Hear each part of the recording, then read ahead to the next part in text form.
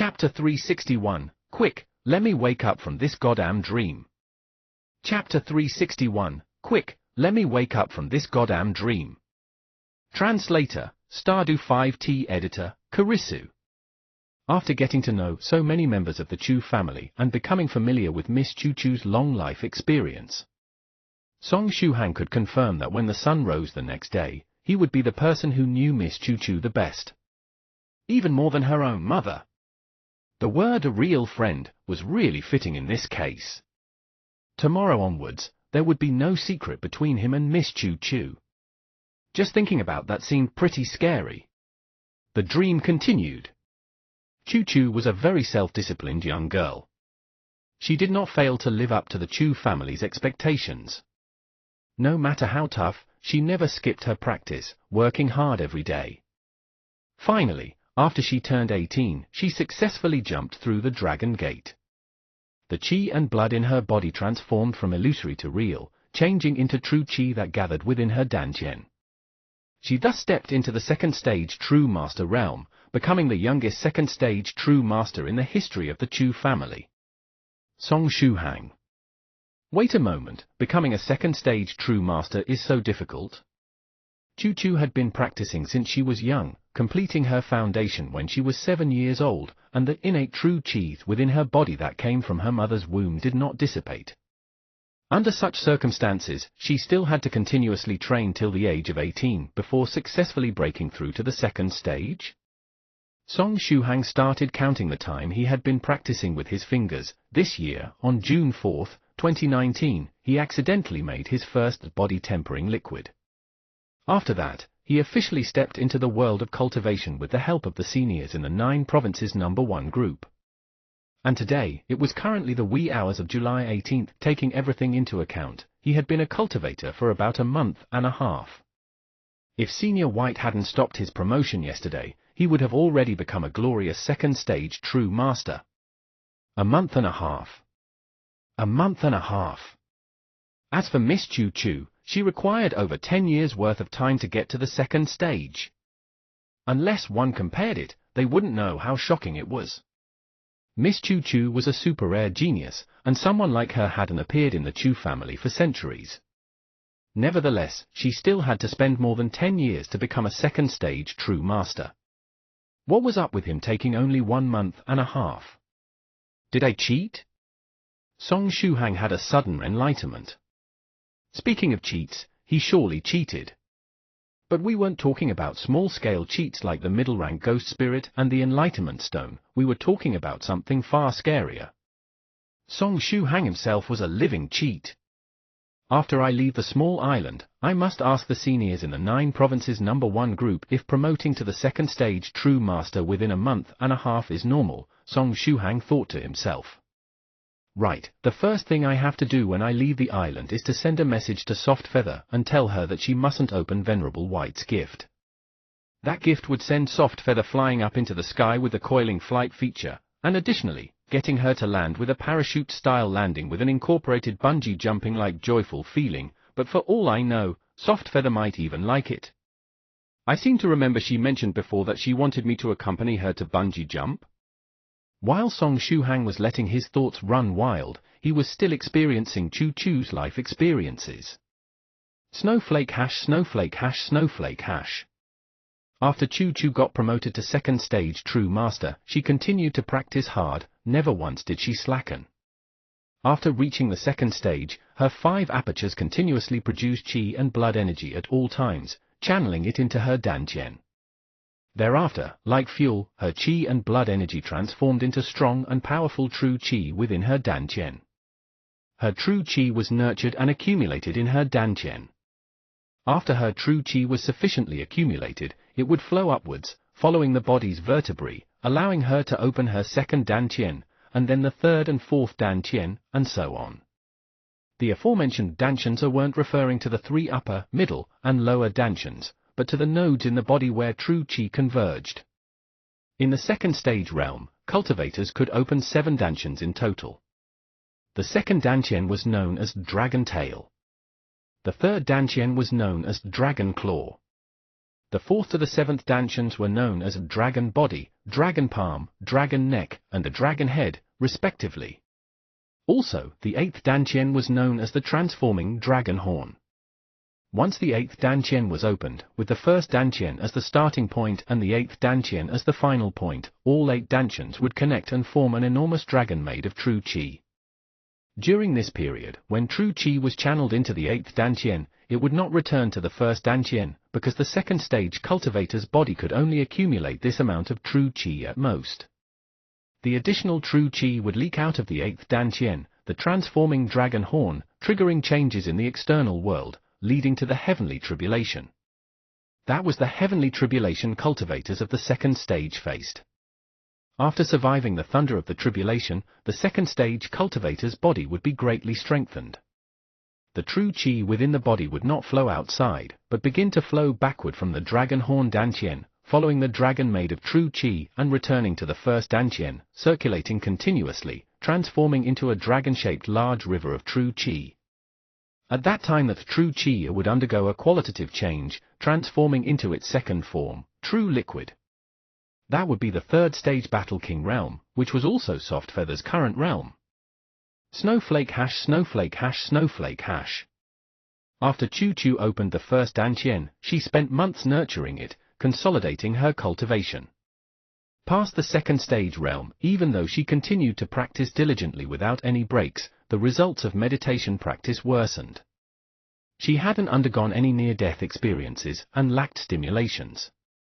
Without inspiration and support from a sufficient number of natural treasures, the pace of her cultivation slowed down. Hence, with the aid of her family, Chu Chu spent 5 years traveling around different parts of China. However, she did not have any fortuitous encounters during that time, she even barely met fellow cultivators and did not take part in any big cultivator holidays and festivals. Ultimately, after 5 years, she opened only her 2nd Dantian, the Dragon Tail Dantian. Her cultivation speed was not slow, but it was definitely not fast, either. Hence, Chu Chu chose to risk leaving China and enter a more vast world. For years later, in the East China Sea, she did have a few small fortuitous encounters. She spent for years and successfully opened her 3rd Dantian, the Dragon Claw Dantian. She used less time despite the higher difficulty, which showed that her travel was indeed fruitful. Hence, Chu Chu's became a lot more determined, bold, and unconstrained. She prepared to travel somewhere further to take greater risks in search of opportunities. But one day, Chu Chu received news about the Chu family. The news she received briefly mentioned the recent developments of the Chu family, causing her to rush back as quick as she could, preparing to participate the battle on the grievance-settling platform with the illusory sword school. Snowflake hash snowflake hash snowflake hash. Eh? The storyline reached this part already? That was quick, Song Shuhang thought to himself. Wait a moment, if it reached this part, there seems to be a huge problem. Song Shuhang had a bad premonition. He recalled something. After this part, it should be the assassination attempt on Miss Chu Chu by Wolf One and the rest. Lastly, Miss Chu Chu would be almost killed by Whale 8's deadly hug, flattening her mountain peaks until turning them into plains. That day, Song Shuhang saw the entire scene with his own eyes. Just by watching from the side, he felt the pain. Did it mean that he would experience Chu Chu being flattened next? No, I don't want to. I am currently possessing Miss Chu Chu's body, experiencing everything from first person's point of view. I would have to experience the anguish of being squeezed into a tablet as well. I have to stop it, this ending is too cruel. Quick, end it. Stupid dream, end quickly. Come on, end. Let me wake up. Song Shuhang's soul struggled. But all the struggle was for nothing. Even though dreaming about someone else's life experiences was very useful, the only downside was that he could not control when to wake up. His ghost spirit didn't react either, not bringing him out of the dream. No matter how unwilling Song Shuhang was, the dream continued to progress. Very soon, in the dream, Chu Chu was on a small island, and encountered Wolf 1, Bull 2, and 8-4's ambush. Ultimately, Chu Chu struggled with all her might to escape the clutches of those three experienced second-stage true masters and leapt into the vast sea. She was as agile as a mermaid, and rapidly disappeared, leaving behind Wolf 1, Bull 2, and Ape 4 on the island, saluting with their eyes. On the surface, Chu Chu had narrowly escaped. But Song Shuhang knew that Whale 8 and Shark 9 would catch up with her later and that she'd be squeezed till becoming flat. Such a prophet-like ability could really cast one into despair. Especially when one knew what kind of tragedy he was about to face but couldn't do anything about it. Let me wake up, let me wake up. Somebody, please wake me up. Dudu, Guegui, Senior White, no matter who it is, please wake me up. Give me 2 slaps. Song Shuhang roared in his heart. Unfortunately, the night was still long. Regardless of who it was, they would not wake him up at this time. Additionally, was there really a point in waking him up? Perhaps when Song Shuhang fell asleep the next day, he would directly dream about Whale 8's loving embrace. Hence, Song Shuhang was utterly in despair. He could only clench his teeth and tense up in preparation to receive the pain from the incoming deadly hug. Speaking of which, what is this feeling of déjà vu? When he dreamt of Lady Onion's life the last time, Song Shuhang also struggled as hard as he could to wake up from the dream. Snowflake hash, snowflake hash, snowflake hash. No matter how unwilling Song Shuhang was, the storyline continued to progress. Ultimately, in the dream, Whale 8 and Shark 9 caught up with Chu Chu. After a short fight, Chu Chu scattered Shark 9's instant kill move, the 100 Shark's Palm, and when she was preparing to run for her life, she bumped into a thick wall of meat. I really enjoy hugging girls with soft bodies like you. Now, I'll hug you until you are reduced to a meat pulp. A loud and deep voice was heard, bursting into an evil laugh. Immediately after, 2 muscular arms embraced Chu Chu's body tightly. The strength of the muscular arms was formidable. Chu Chu felt as though the bones in her body were about to break into pieces. Song Shuhang, who was possessing Chu Chu's body, also experienced the same intense pain, as though his ribs were about to be broken and his internal organs about to be crushed. Although Chu Chu had 2 twin peaks, they could not cushion Whale 8's deadly embrace at all. So painful. I can't breathe. I'm dying. If you find any errors, ads pop up, ads redirect, broken links, non-standard content, etc., please let us know. A report chapter, so we can fix it as soon as possible. Chapter 362, Soft Feathers Message. Chapter 362, Soft Feathers Message. Translator, Godbrandy. Editor, Karisu. The next day. July 18th, early morning. The warm sunlight passed through the small cracks in the tent and shone on Song Shuhang's body. Shuhang opened his eyes in a daze. Next, he discovered that he was completely covered in sweat. He felt as though his chest had been crushed with a huge rock, and he was having trouble breathing. Huff! Song Shuhang exhaled a big mouthful of bad air. Yesterday, he experienced a terrifying dream. Luckily, he had avoided the worst calamity in the dreamland yesterday.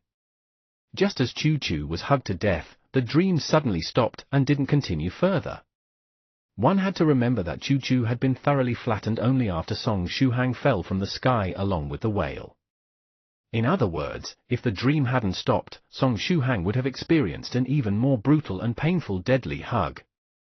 He felt fear just by thinking about it. After coming out of the tent, Song Shuhang discovered that Dudu and Guegui were already up. Due to yesterday's dream, Song Shuhang got up relatively late.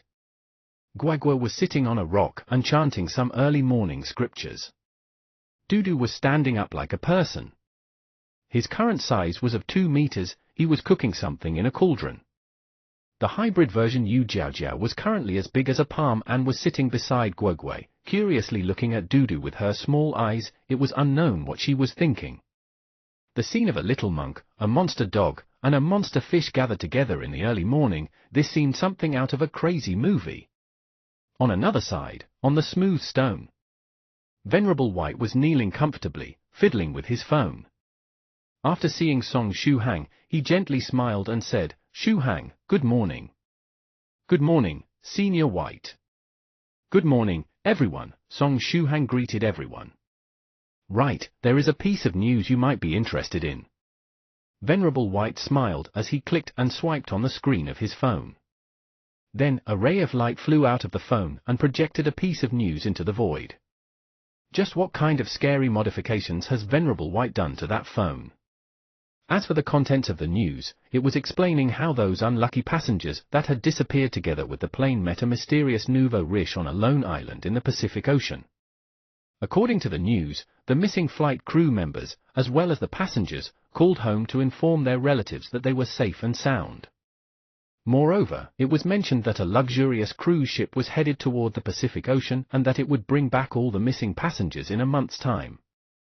Is this mysterious nouveau riche Senior 7 Lives talisman? Song Shuhang asked. Venerable White faintly smiled and nodded. Song Shuhang secretly heaved a sigh of relief. It seemed that the teaching process on the island was proceeding smoothly. Senior 7 Lives talisman had already made preparations for the departure of the passengers. With 7 Lives talisman there, Song Shuhang didn't have to worry about the safety of Jiao Mumu and the others. As for the fact that they would return only after a month, it wasn't a problem either. After all, they were originally planning to go to a resort island to have some fun. Perhaps this island with primitive men living on it was even more interesting than that. Senior White, thank Senior 7 Lives talisman on my behalf. Song Shuhang said. It seemed that Senior White had no plans to let him touch the phone. Good. Venerable White nodded and quickly typed something on the keyboard. At the same time, he also added, I received another news earlier. 3 days later, the Illusory Sword School and the Chu family would fight on the grievance-settling platform. Since we have free time, how about going on a trip to the Chu family? If your luck is good, you might be able to enter that secret basement and get to see the paintings. We're going to the Chu family? Song Shuhang pondered for a moment and his eyes suddenly lit up. Senior White, I have an idea. I can ask Softfeather to help me enter the secret basement. She has some connections with the Chu family, and she's currently there. Softfeather is a guest in the Chu family? Senior White asked. Song Shuhang vigorously nodded. Yes. Therefore, we can ask her for help. Perhaps she can make use of her relationship with the Chu family to let me see those paintings. So it was like this. Venerable White nodded and said, all right. Such being the case, let's contact Softfeather in a while. Venerable White wasn't too interested in the conflict between factions on the level of the Chu family and the Illusory Sword School. His interest lay in turning Song Shuhang into Chu Chu and make a trip there. Song Shuhang excitedly clenched his fists. As long as he didn't have to turn into a girl, it was all good. Snowflake hash, snowflake hash, snowflake hash. At the same time, on the border between the East China Sea and the Pacific Ocean, in a place where multicolored butterflies were dancing, the Spirit Butterfly Island. Knock, knock. Someone knocked on the formation above the island. It was True Monarch White Crane. After knocking on the formation, it flapped its wings and asked cautiously, excuse me, is fellow Deus Softfeather at home? It was this cautious because a powerful senior like Venerable Spirit Butterfly lived in this place. Venerable Spirit Butterfly was a mighty senior. He was an honest and chivalrous person, the only issue was that he really liked to quibble about trivial matters. He had already reached the peak of haggling over every ounce. And while others were simply haggling over ounces, he was haggling over every single gram. Actually, saying that he was haggling over every gram was just an exaggeration. Most of the time, Venerable Spirit Butterfly was a very kind and likable person, unless his weirdo mode was triggered. Little friend White Crane? Come in. Venerable Spirit Butterfly said with a smile and opened the formation covering the island. True Monarch White Crane passed through the formation and entered the island, heading toward the handsome and suave Venerable Spirit Butterfly. Hello, Senior Spirit Butterfly. Is Softfeather at home? True Monarch White Crane asked. She left home a while ago to meet a friend. Does little friend White Crane need something from her? Venerable Spirit Butterfly heartily laughed. he didn't consider True Monarch White Crane a threat. After all, it already liked someone else and wasn't interested in Soft Feather. It's like this. Venerable White just came out of secluded meditation and decided to send gifts to a lot of fellow Taoists in the 9 Provinces #1 group. There is a seal on the gift, and it will automatically untie itself in 3 days. At the time, the big surprise inside will be revealed. Since I was on my way, I decided to conveniently deliver the gift to Soft Feather, True Monarch White Crane said with a smile. Oh? So it was fellow Taoist White that sent the gift to my daughter? Venerable Spirit Butterfly smiled. In that case, you can leave the gift to me. I'll give it to Soft Feather once she comes back. If she doesn't come back within 3 days, I have the means to deliver it to her within 1 hour. I guarantee that she won't miss the surprise.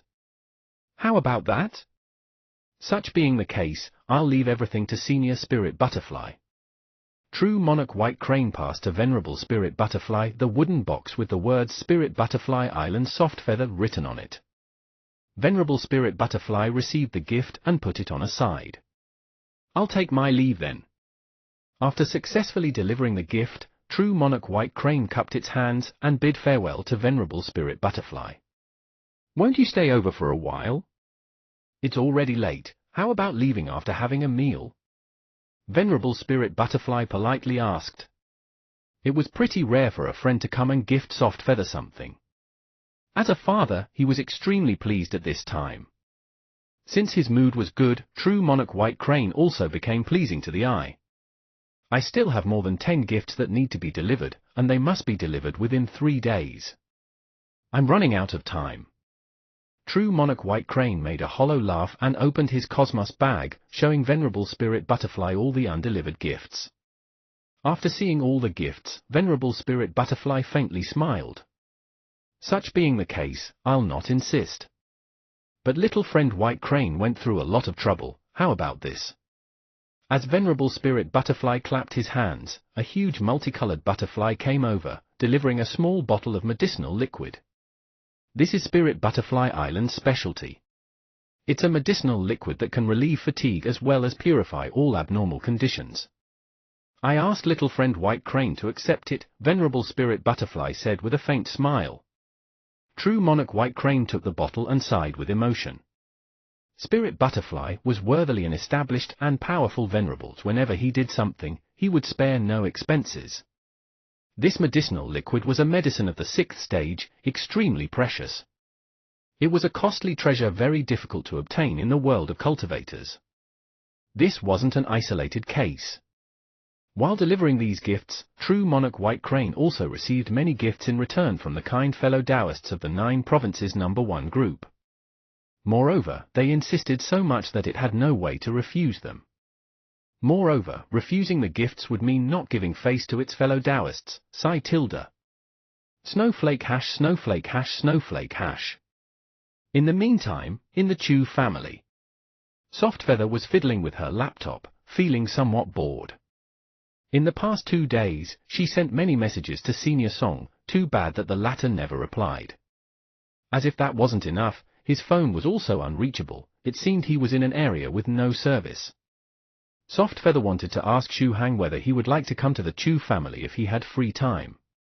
After all, her shape-shifting brooch was still in Song Shu Hang's possession. Although Chu Chunying had refused her good intentions and didn't want any help with the brooch, she could prepare for all eventualities. Who knew when it could come in handy? How can I get in touch with Senior Song? Soft Feather sighed with emotion. Just as she was pondering, she opened the Senior White's expression package she'd made and casually scrolled through Senior White's beautiful pictures. Hey! I really wish I could have taken a few more pictures of Senior White. I took too few the last time, and there are still many interesting ideas that I couldn't put into practice, Soft Feather muttered. After saying this much, her eyes suddenly lit up. Senior Song and Senior White should be still together, right? If I can't contact Senior Song, I should just contact Senior White. Said and done. Soft Feather opened the 9 Provinces #1 group and clicked on Venerable White's profile picture, sending the following message, Senior White, are you there Tilda? Is Senior Song by your side? If yes, can you ask him whether or not he's free? If he's free, can he come to the Chu family? It's an important matter. After sending the message, she quickly received Venerable White's reply. Yes, we're free. The reply was succinct. Afterward, Senior White also added, I'll help you inform Song Shuhang. Soft Feather excitedly clenched her fists and said, Thank you, Senior White. You're welcome. Perhaps it was just a misconception, but Venerable White seemed to be in a pretty good mood. Snowflake hash snowflake hash snowflake hash. On the small island in the East China Sea, Song Shuhang, Dudu, Guegui, Yu Jiajiao, and Senior White were sitting in a circle and enjoying Dudu's cooking. Although he was just a Pekingese, he was pretty good at cooking. After all, for these years, he hadn't run away from home just for fun. Song Shuhang held the big bowl of soup with an excited face and drank 2 bowls in one go. At this time, Venerable White was fiddling with his phone. Afterward, he raised his head, asking, Shuhang, Soft Feather asked if you have free time. Song Shuhang looked at Senior White in puzzlement. She asked if you could go to the Chu family in case you were free. She urgently needs your help with something, Venerable White said calmly. Song Shuhang replied, she urgently needs my help? I told her that we were free. After all, we're indeed free, Venerable White continued in a calm tone. In regards to the matter about the 33 Divine Beast sect, Venerable White had already made the necessary arrangements and only had to wait for the prey to walk into the trap. Before getting their hands on the 33 Divine Beasts technique, he and Shuhang were indeed free. Therefore, we'll head toward the Chu family after we're done eating and tidying things up, Venerable White said with a faint smile. Afterward, he also added, what a coincidence, there are only 3 days left. Song Shuhang? It's settled then. Venerable White faintly smiled. Then, he typed on the keyboard of the phone. Venerable White, Shuhang is free. We'll set out immediately.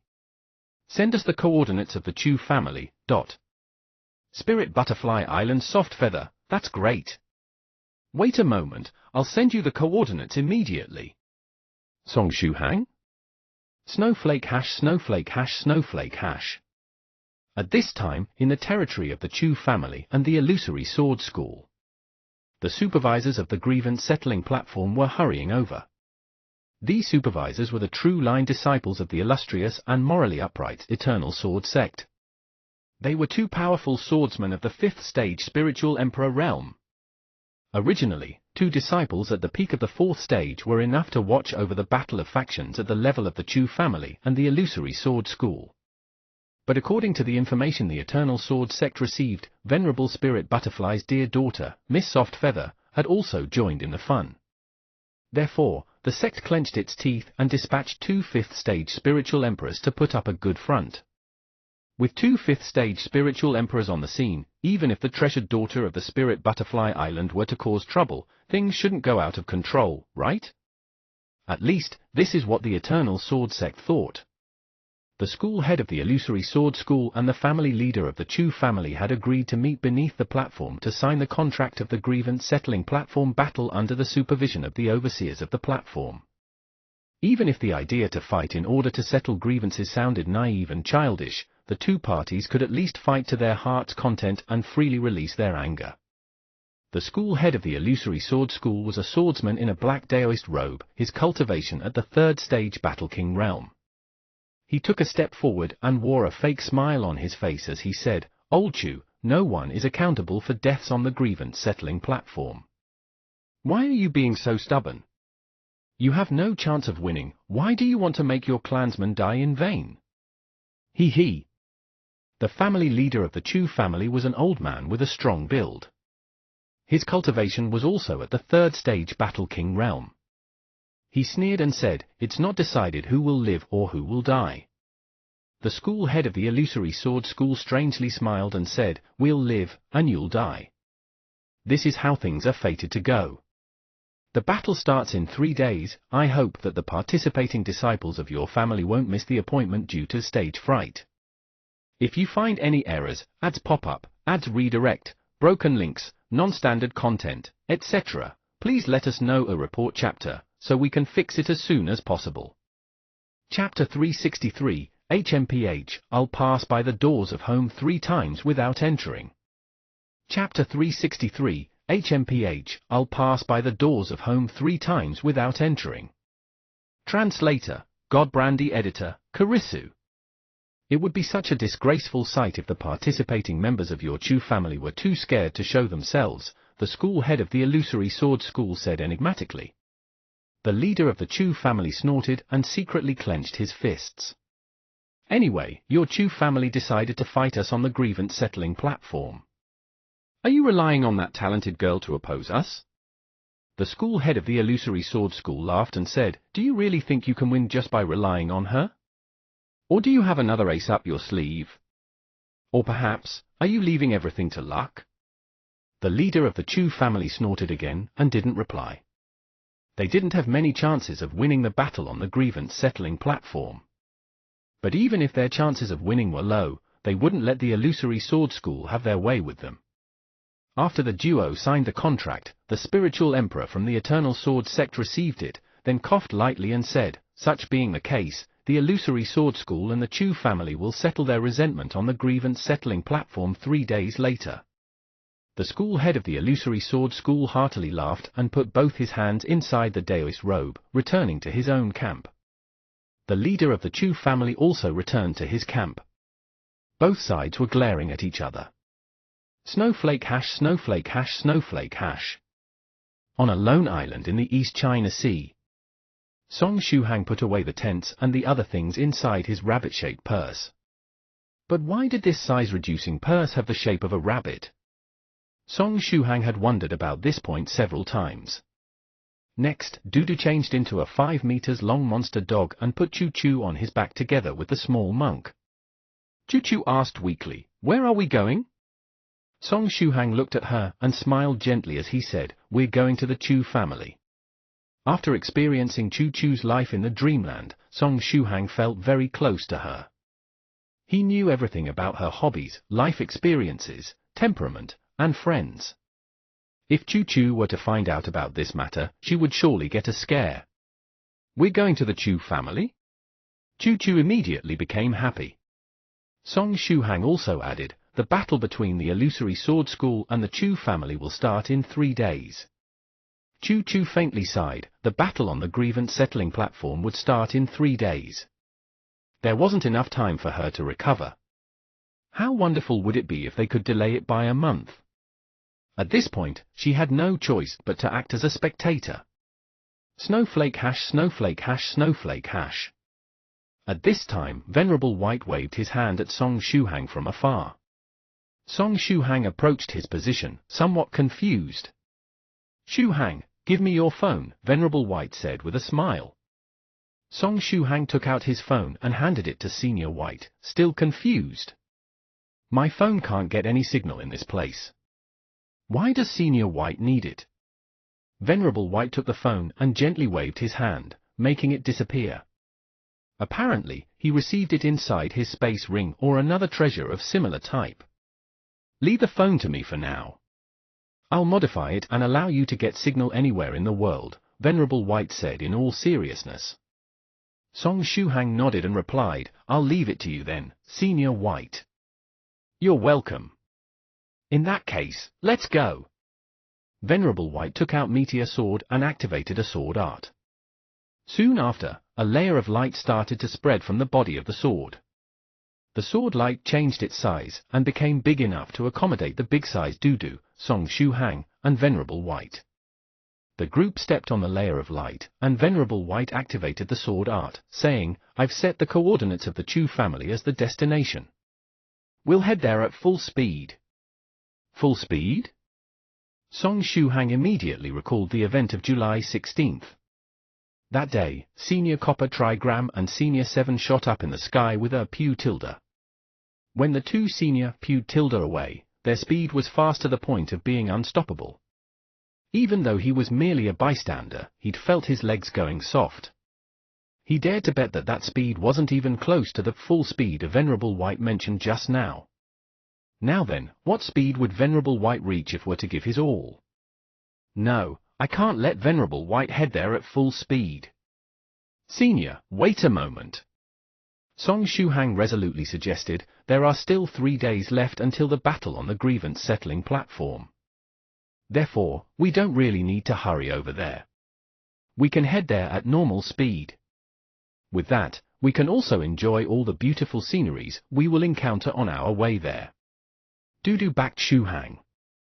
I completely agree. Song Shuhang's suggestion is very good. I also think that senior brother Shuhang's words are reasonable, Gogo said with a serious expression on his face. After experiencing several high-speed flights on flying swords, he was somewhat traumatized by the words full speed. Venerable White looked at Shuhang, Dudu, and Guoguo, somewhat baffled. But since they asked him to lower the speed, he had no other choice. Sure. If we're to head there at normal speed, I don't really need to set the coordinates of the Chu family as the destination, Venerable White replied. On the other hand, he felt he would get somewhat bored if he were to fly at normal speed. Perfect! Song Shuhang gave the thumbs up and said, looking at China's painting like beautiful sceneries will be a wonderful experience. Venerable White forced a smile and activated the sword art. In the next moment, Meteor Sword carried everyone and rose into the sky. Senior White restrained his flying speed to the limit, reaching a speed of 100 kilometers per hour. Moreover, he made Meteor Sword fly at a low altitude to let everyone properly enjoy the scenery below. The flying sword carried everyone and flew over the boundless East China Sea. If one were to see the boundless sea the first time, they would find it very interesting. But after flying over it for a while, they would quickly become bored. Therefore, Venerable White's eyes started to gradually lose focus as they were flying. Snowflake hash, snowflake hash, snowflake hash. They kept flying until they reached mainland China. Below was a huge sign with the following words written on it, "The people of Dongding welcome you." Song Shuhang and the others regained their senses, they had finally left the sea. As they kept flying, another sign appeared, "The people of Wenju welcome you." Oh, they were flying above Song Shuhang's hometown. They kept flying and flying, "The people of Lishui welcome you," or tilde. After Lishui was "The people of Longyong welcome you," or tilde. Next was "The people of Huangshan welcome you," or tilde. Eh? Huangshan? Was this true Monarch Yellow Mountain's hometown? 1. Well, we haven't arrived yet? Song Shuhang asked. They had flown for so long that he had started to feel a bit bored. Song Shuhang didn't know the exact position of the Chu family. Although he had experienced Chu-Chu's life in the dreamland, some parts were skipped or fast-forwarded. As a consequence, he had no idea in which part of China the Chu family was located. Chu-Chu was lying on Dudu's back and couldn't see the land below. Therefore, she asked, "Where are we now?" "We're in Huangshan, my hometown," Dudu replied. "If I were to jump down right now, I could see stupid Yellow Mountain. But I won't. I want to pass by the doors of home 3 times without entering and let stupid Yellow Mountain understand how serious I am. Serves him right for ignoring me for so long." Song Shuhang forced a smile. Chu-Chu nodded and replied, "Huangshan? We're almost there in that case." After hearing this much, Song Shuhang stretched himself. One would get tired after riding a bus for a long time, the same was true for a flying sword. Luckily, they had almost arrived at the destination. The flying sword kept flying and flying. After flying for a long time, another signboard appeared, "The people of Hefi welcome you," tilde. Eh? Even after all this time, we haven't arrived? After traveling for some more distance, the speed of the flying sword seemed to have increased a little. "The people of Xuchang welcome you," tilde. No, it wasn't a little. The speed of the flying sword had increased quite a bit. Ah? We're already in Xuchang. We're still not there? Song Shuhang asked, somewhat confused. We're in Xuchang?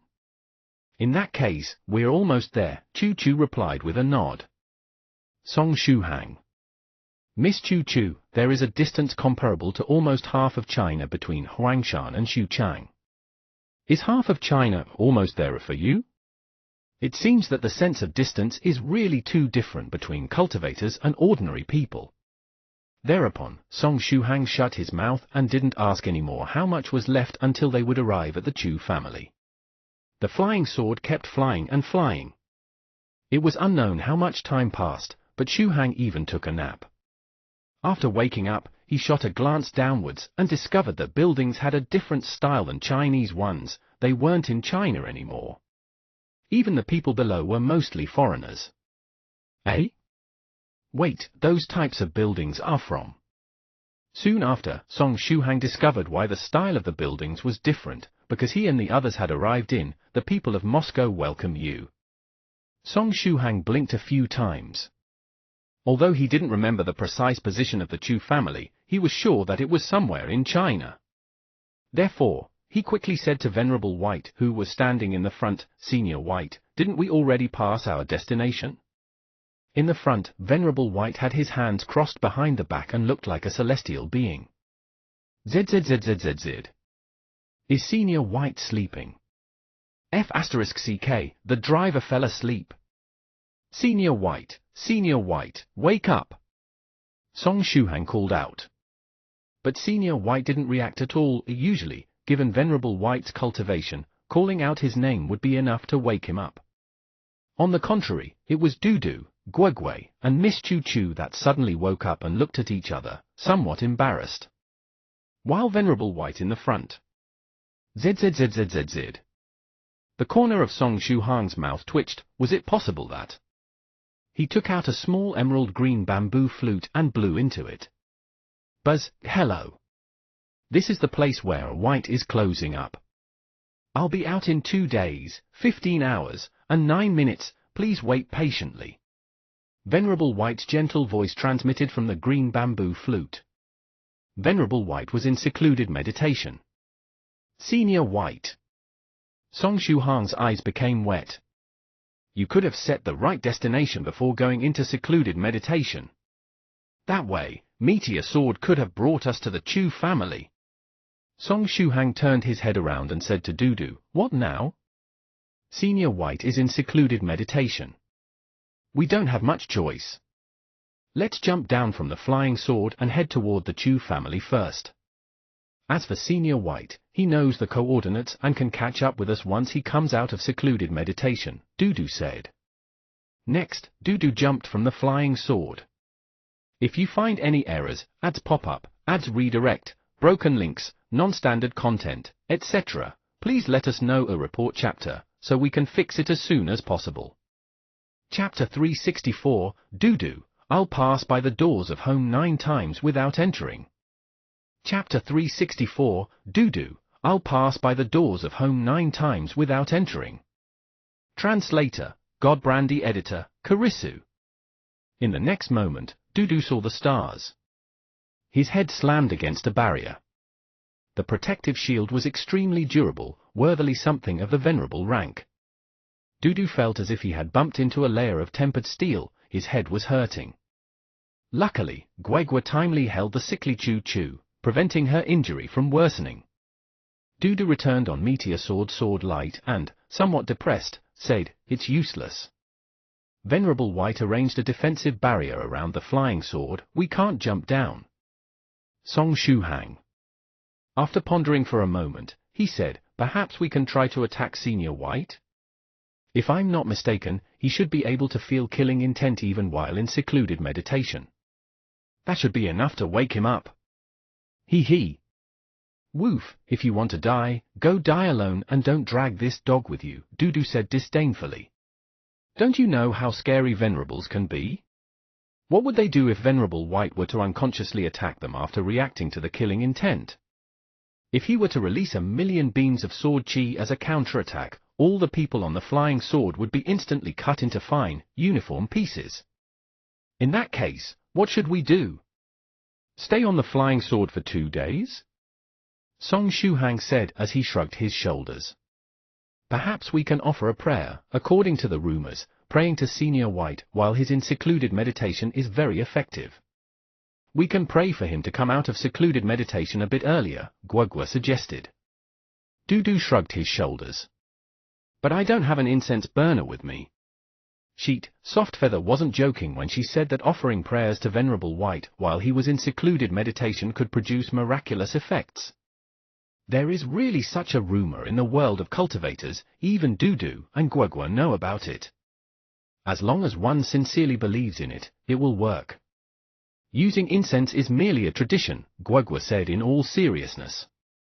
Afterward, he joined his palms together and started his prayer.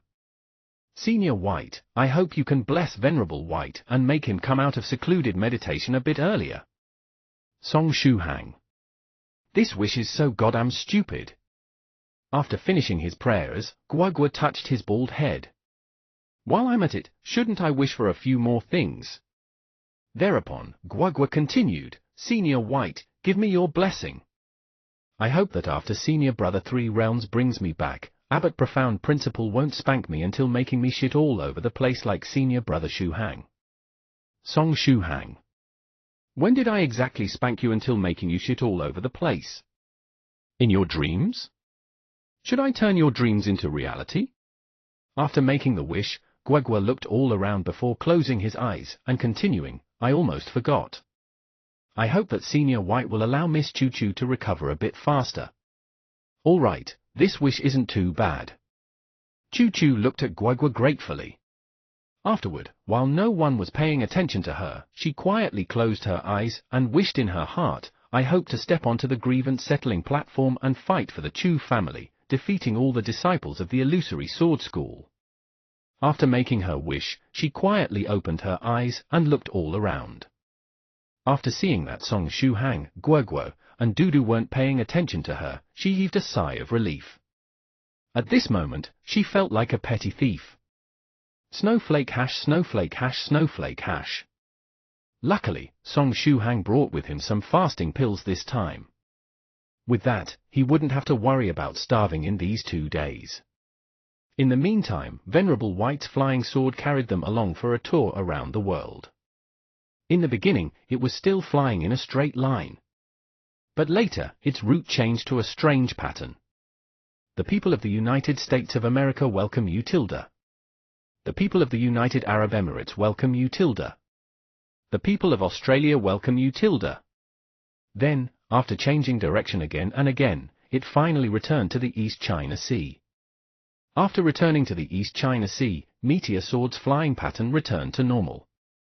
They saw once more the sign, the people of Dongding welcome you, as well as the other signs in Wenzhou, Lishui, Longyong, and finally Huangshan. Oh, we've arrived in Huangshan. Song Shuhang looked downward and yawned.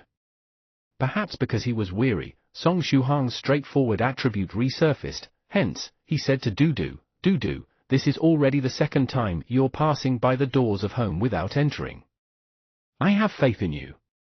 I think you can pass a third time as well. Even the fourth or fifth time isn't out of the question. Dudu looked at Song Shuhang and gnashed his teeth. He was planning to give Shuhang a good bite as soon as they descended from the flying sword. There was no need to worry about getting rabies, Dudu's teeth were very clean. So boring, Song Shuhang muttered to himself. Right, there should be signal in this place. After all, we're flying above China. If there is signal, I should contact Softfeather and tell her to pay attention to Venerable White's gift. Song Shuhang stretched his hand in a daze and started to look for the phone in his pocket. Eh? Where is my phone? Wait! Didn't Senior White take my phone when I got on the flying sword? Song Shuhang. Did Venerable White take precautions against me leaking information to the seniors in the 9 provinces #1 group? Snowflake hash, snowflake hash, snowflake hash. Meteor Sword speed got faster and faster, to the point that Song Shuhang saw sunrise several times in the span of a few hours. He was literally closing and opening his eyes just to see the sun rise. He tried it once more, he closed and opened his eyes. The sun followed suit and rose again. Hence he decided to keep his eyes continuously closed and afterward continuously open, but the sun kept rising again and again. He was rather tired.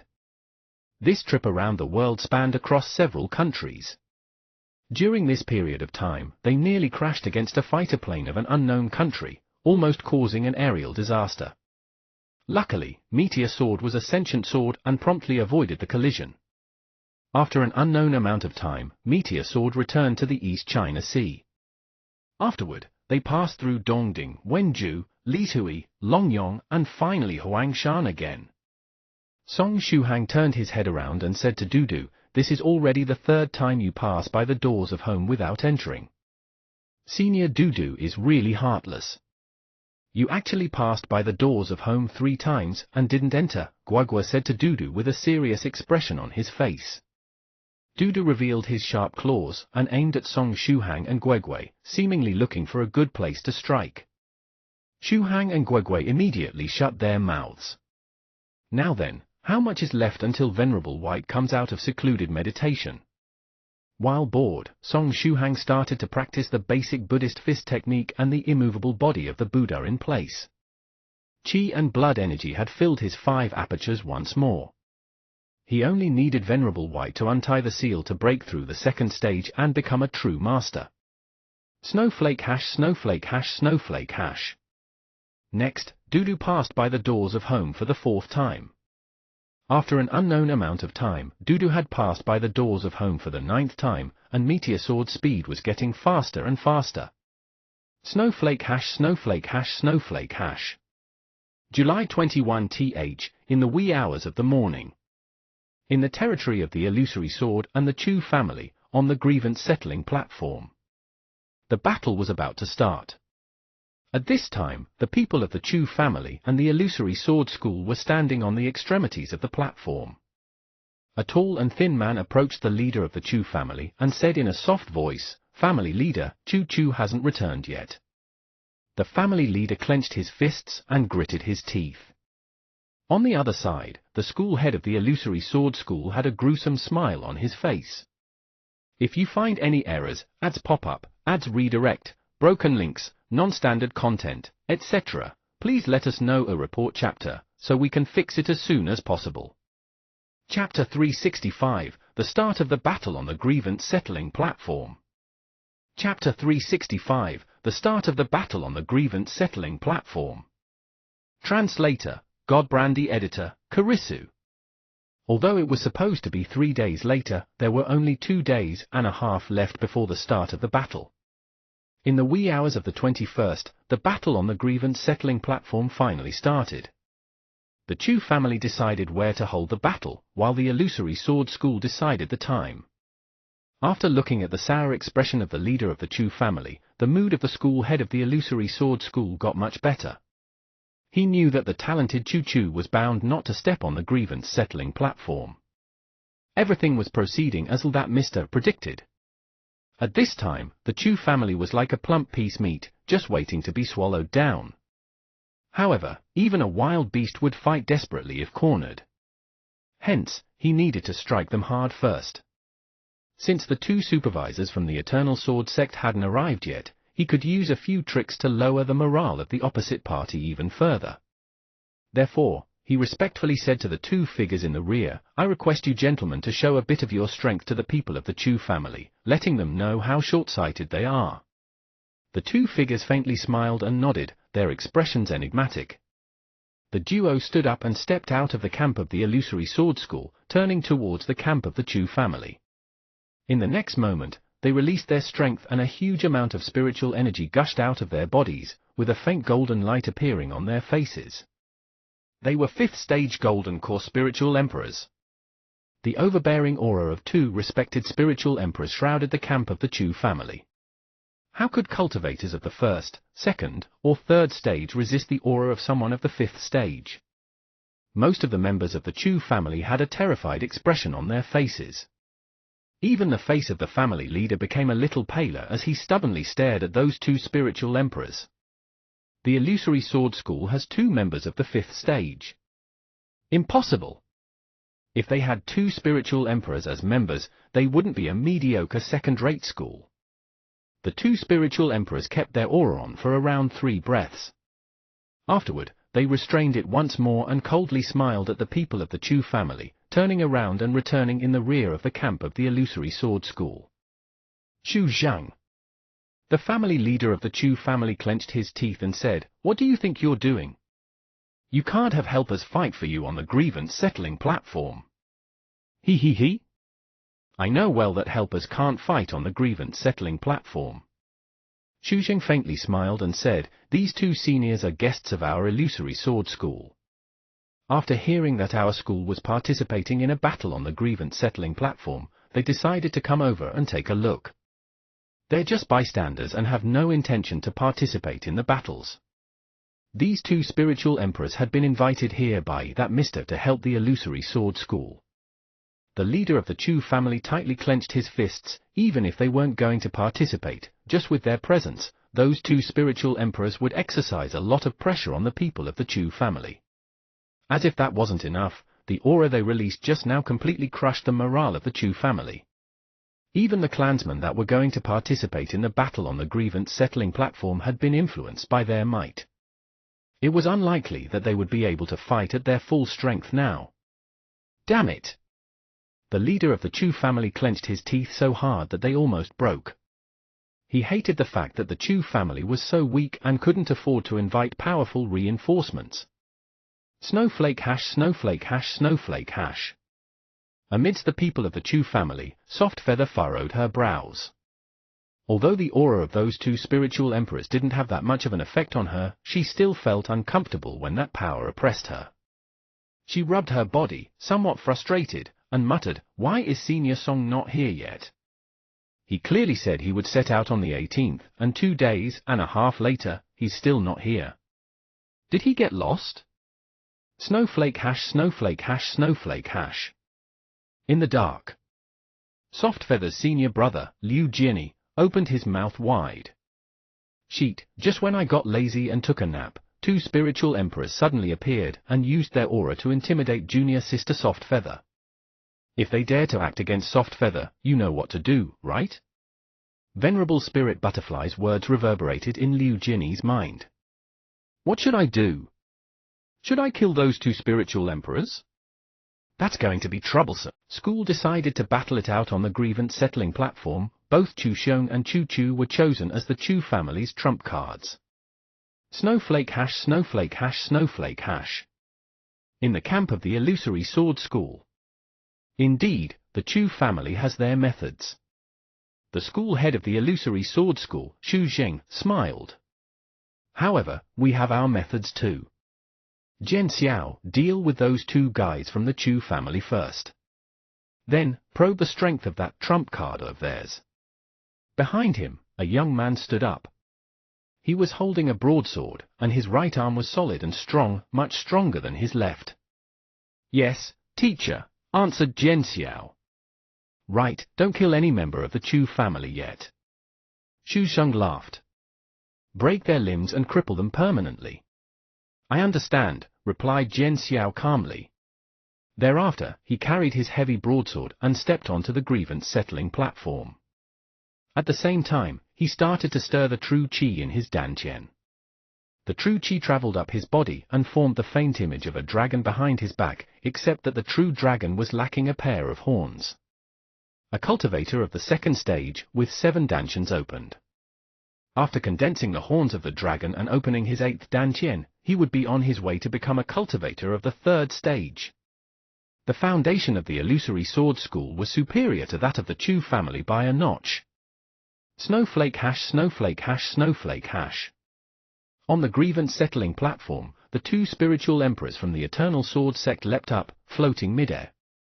One of them was observing the duel on the grievance settling platform. He was the judge, and if either party surrendered, he would have to immediately protect them. The other one was focusing his attention on the camp of the illusory sword school. If the two 5th stage cultivators from the illusory sword school dared to pull anything stupid, he would deal with them immediately. Then, an entrance opened in the defensive formation above the grievance settling platform. Chu families Chu Tai and illusory sword school's Jian Xiao stepped onto the platform at the same time. When Chu Tai saw Jian Xiao entering the arena, he furrowed his brows slightly. Jian Xiao should be the strongest cultivator amongst the younger generation of the illusory sword school. Logically speaking, he should be fighting in the 3rd match, the match that would decide victory or defeat in the 2nd category. Why did Jian Xiao get on stage first? Could it be that the illusory sword school assumed that Jian Xiao himself could defeat all three cultivators from the Chu family? How arrogant! Chu Tai gritted his teeth. His condition was negatively influenced by the oppressive aura of the two spiritual emperors earlier, and he was unable to return to his optimal state. Additionally, he knew that he wouldn't be able to defeat Jian Xiao even if he recovered. During this period of time, the Chu family and the illusory sword school were constantly in conflict, so Chu Tai had encountered Jian Xiao once. Thus, he was aware of his might. However, even if he was no match for Jian Xiao, he had to do his best to deplete the other party's energy in the first match. The battle began. Chu Tai ferociously pounced towards Jian Xiao and frantically executed a set of moves he comprehended from that sword technique. Based on their different comprehension abilities, the members of the Chu family would comprehend different types of moves from the sword technique. If one's comprehension ability were bad, he would not be able to derive any sword techniques at all. However, as long as one succeeded, the resulting technique would be the one that suited that person the most. The sword technique that Chu Tai comprehended focused on speed. It was as fast as lightning, its attacks were akin to howling wind and torrential rain. Since he knew about the difference in strength between Jian Xiao and himself, he immediately employed his unique skill. Facing Chu Tai's fast sword technique, Jian Xiao's face remained calm. The hand that was holding onto the broadsword gripped tightly, his body slightly bent and his muscles from head to toe were flexed. His gaze was fixed on Chu Tai's quick sword, looking for a weakness in the midst of the chaotic howling wind and torrential rain. Snowflake hash, snowflake hash, snowflake hash. In the Chu family camp, Chu Chunying lightly caressed her belly, her eyes fixed on the grievance-settling platform showed anxiety. Softfeather, does brother Chu Tai have any chances of winning? Softfeather shook her head lightly. Chu Chunying sighed softly. Softfeather took out her phone and sent another message to Venerable White. Senior White, where are you guys right now? Please reply. You haven't arrived yet? It's urgent. Beep beep beep. This time, Venerable White replied very quickly with a voice message. I'm sorry. We met with a small accident. Right now, we are. Boom, boom, boom tilde thump, thump, thump tilde uwa tilde. Ah. Senior White, be careful. There is something flying in front of us. It looks like a missile. Softfeather could faintly hear Senior Song's voice in the background. Boom, boom, boom tilde. The voice message ended. Softfeather broke out in a cold sweat. Venerable White and Senior Song seemed to have embroiled themselves in a rather scary situation. If you find any errors, ads pop-up, ads redirect, broken links, non-standard content, etc., please let us know a report chapter, so we can fix it as soon as possible. Chapter 367, Song Shuhang will reach the battleground in 10 minutes. Chapter 367, Song Shuhang will reach the battleground in 10 minutes. Translator, Stardew 5T Editor, Karisu. Very soon, Venerable White sent another voice message. Ahem, I got slightly distracted and ended up flying to a very strange place. But it's okay, within 30 minutes, no, within 10 minutes, we will arrive at the Chu family, said Venerable White's calm voice. If not for the continuous boom, boom, boom tilde in the background that were similar to those from war movies, those words would have comforted Softfeather a lot more. Moreover, Softfeather seemed to have faintly heard Senior Song's panting voice in this voice message. However, she was only paying attention to Venerable White's voice and the war sound effects earlier, hence she did not manage to catch what Senior Song was saying. Thus, Softfeather played Venerable White's voice message once again out of curiosity and listened to it carefully. Indeed, it was really Senior Song's voice. It was anxious and fast. Senior White, that's a missile. It will explode, you should have seen it online before. Its might is extremely scary, this is not a souvenir, we can't bring it home. Softfeather. Missile? Souvenir? Bring it home? Venerable White caught a missile and wanted to bring it home? Come to think of it, it does feel somewhat exciting. She had never seen one of those gadgets from close up. There was clearly quite a number of them hidden all around Spirit Butterfly Island, but her father would not allow her to approach any of them. "I want to see it. I want to see a missile from close up." Hence, Softfeather quickly sent Senior White a message. "Senior White, my current coordinates have changed. The battle on Grievance Settling Platform has already started, and we are currently at the location. Senior White, please hurry, I'm sending you the coordinates." As soon as Softfeather thought about Venerable White making an entrance with the booming missile, her eyes lit up. It definitely would be very fun. "Roger that, adjusting the coordinates. Song Shuhang and I will arrive in approximately 10 minutes. Venerable White's calm voice once again echoed from the phone. Snowflake hash snowflake hash snowflake hash. Softfeather was very content and shut her phone. "Was it a good friend?" asked Chu Chunying with a smile. Speaking of which, did she mishear? She seemed to have heard the word "a missile" from the message Softfeather received earlier. Yes, the very kind Senior Song and the almighty Senior White. They will arrive at the battleground in 10 minutes. "I mean, they will arrive at our location," said Softfeather happily.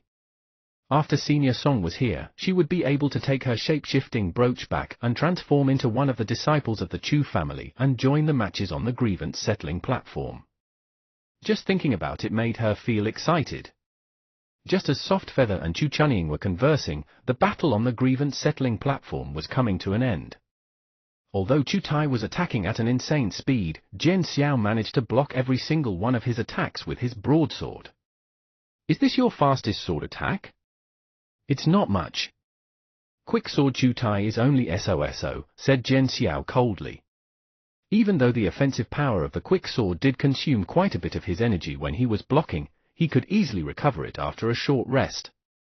On the other hand, Chu Tai's frantic attacks had consumed a large amount of his true qi and stamina. HMPH, it's still early. Chu Tai snorted to himself. In the next moment, the sword in his hand shook, and its speed got faster and stranger. In the blink of an eye, it forced Jian Xiao to continuously retreat. Blow after blow, Chu Tai's power and momentum reached the limit. Dragon God Sword Technique! Chu Tai roared loudly, releasing all his strength along with this cry. Prior to the battle, the two spiritual emperors used their power to suppress the members of the Chu family. Now, Chu Tai had used the momentum to get rid of the negative effects. Although Chu Tai shouted a Dragon God Sword Technique, the power of his sword did not assume the shape of a dragon when attacking. The myriad afterimages of the sword changed into a rain of swords. Lastly, they assumed the shape of an enormous cage that engulfed Jian Xiao. The names of sword techniques cultivators called out in battle mostly did not correspond to reality. It was only a tactic used to increase one's momentum and adjust one's condition, and at the same time, confuse the opponent. A lot of stupid names of techniques were all conceived at the last minute. For all you knew, if a cultivator shouted the name Raging Wave's Heavenly Sword Technique, in the next moment, you might see a crescent moon-shaped slash heading toward the opponent's head instead. Momentarily, Jian Xiao was surrounded by the afterimages of the sword. Unable to dodge, he could only face it head-on. However, Jian Xiao, who was within the sword chi cage, maintained his composure and said, "It's over." Ding, ding, ding, ding, ding. Countless sword chi crashed against Jian Xiao's body, but his stocky right arm lit up, and his whole body was shrouded in a layer of dull flickering golden light that protected his entire body. Even if Chu Tai's countless sword chi attacks were fast and sharp, after slashing through the protective golden light with much difficulty, they only managed to leave a couple of superficial wounds on Jian Xiao's body. A second-stage cultivator could completely heal such scratches in a couple of breaths. A Buddhist body-protecting technique? The golden body of the Buddha? Chu Tai cried out in shock. He. Jian Xiao lightly laughed and struck ruthlessly with the broadsword in his hand. Chu Tai had consumed all his energy and had yet to recover any of it. He could not dodge and got struck on his shoulder. The right hand holding the sword was cut off. In reality, even if Chu Tai had been in his peak condition, he would not have been able to avoid Jian Xiao's attack. That attack might have looked clumsy, but its speed was alarmingly fast. Aya! Chu Tai cried out in pain, repeatedly moving back as blood gushed out from his right shoulder. Snowflake hash, snowflake hash, snowflake hash. Below the platform, Chu Chunying similarly opened her eyes wide and asked, "The golden body of the Buddha?" "No, it's not the golden body of the Buddha. It's a special constitution that cultivators can obtain in the second stage. Jian Xiao must have experienced a fortuitous encounter and managed to refine his right arm, obtaining a special constitution arm." Soft Feather furrowed her brows. "A cultivator with a special constitution?" Chu Chunying asked out of curiosity, wondering why she had never heard about it before. "Elder sister Chu, I can explain it in detail after the battle on the grievance settling platform ends. It's a complicated topic after all. Anyway, long story short, after a cultivator reaches the second stage, they can strengthen their body via certain means, refining it into an immortal body that can have various attributes. According to the rumors, there are more than a dozen different immortal bodies. Likewise, demonic cultivators have their demonic bodies, Buddhist cultivators their seed of Buddhahood, scholars their scholarly root, and monster cultivators their monster bodies. Moreover, they all yield different characteristics. However, it is hard to attain an immortal body. The consumption is very great, and the failure rate is more than 90%, Soft Feather briefly explained to Chu Chunying. It was unknown what methods Jian Xiao used to refine his right arm into a special constitution, and it was also unknown if his right arm was actually an immortal body, or a seed of Buddhahood. But his method did not look ordinary at all, there definitely would be a serious backlash. Snowflake hash, snowflake hash, snowflake hash. On the grievance settling platform, after Jian Xiao slashed off Chu Tai's right arm, he did not follow up with another attack. He merely stood still on the grievance settling platform, silently staring at Chu Tai. Chu family's Chu Tai admits defeat. The leader of the Chu family surrendered on behalf of Chu Tai, and at the same time, he shot a glance at Chu Xiong behind him. If you find any errors, ads pop up, ads redirect, broken links, non-standard content, etc., please let us know a report chapter, so we can fix it as soon as possible. Chapter 368, Even if we're a bit late, shall we still inaugurate the event? Chapter 368, Even if we're a bit late, shall we still inaugurate the event? Translator, Godbrandy Editor, Karisu. Chu Tai suffered a complete defeat. But even if he lost an arm, he was still alive at least. As for the lost arm, there was hope to reattach it back. His face was deathly pale as he picked up his right arm and the sword, staggeringly jumping down from the platform. The medical cultivators of the Chu family immediately rushed toward Chu Tai. They stopped his bleeding and sealed his right arm as to avoid deterioration. The leader of the Chu family said in a grave tone, "Immediately bring Chu Tai back to the clan and try to reattach his severed arm." The nearby specialized personnel was already prepared. They got Chu Tai into the vehicle and sped up toward the clan. They were planning to reattach his severed arm through a surgery. After seeing Chu Tai off, Chu Yong deeply sighed and grasped his long sword, ready to go on stage. His strength was almost equal to that of Chu Tai. Therefore, he had next to no chance of winning against Jian Xiao. Just like Chu Tai, his objective was to consume Jian Xiao's strength and true qi as much as possible. Senior brother Chu Yong, wait a moment. Let me go on stage first. Chu Xiong, who had his eyes closed the whole time, stopped chanting scriptures and stood up. Chu Xiong had a strong build. After standing up, he was half a head taller than all the people in the Chu family's camp. But Chu Yong looked at the family leader. "Family leader, leave it to me." Chu Xiong turned his head toward the family leader and said, "I'm in the right state of mind to go on stage." Soon after, he opened his eyes, flames of fury were burning in them, making him resemble a wrathful Buddha. It was the reason his sect was named a furious Buddhist sect.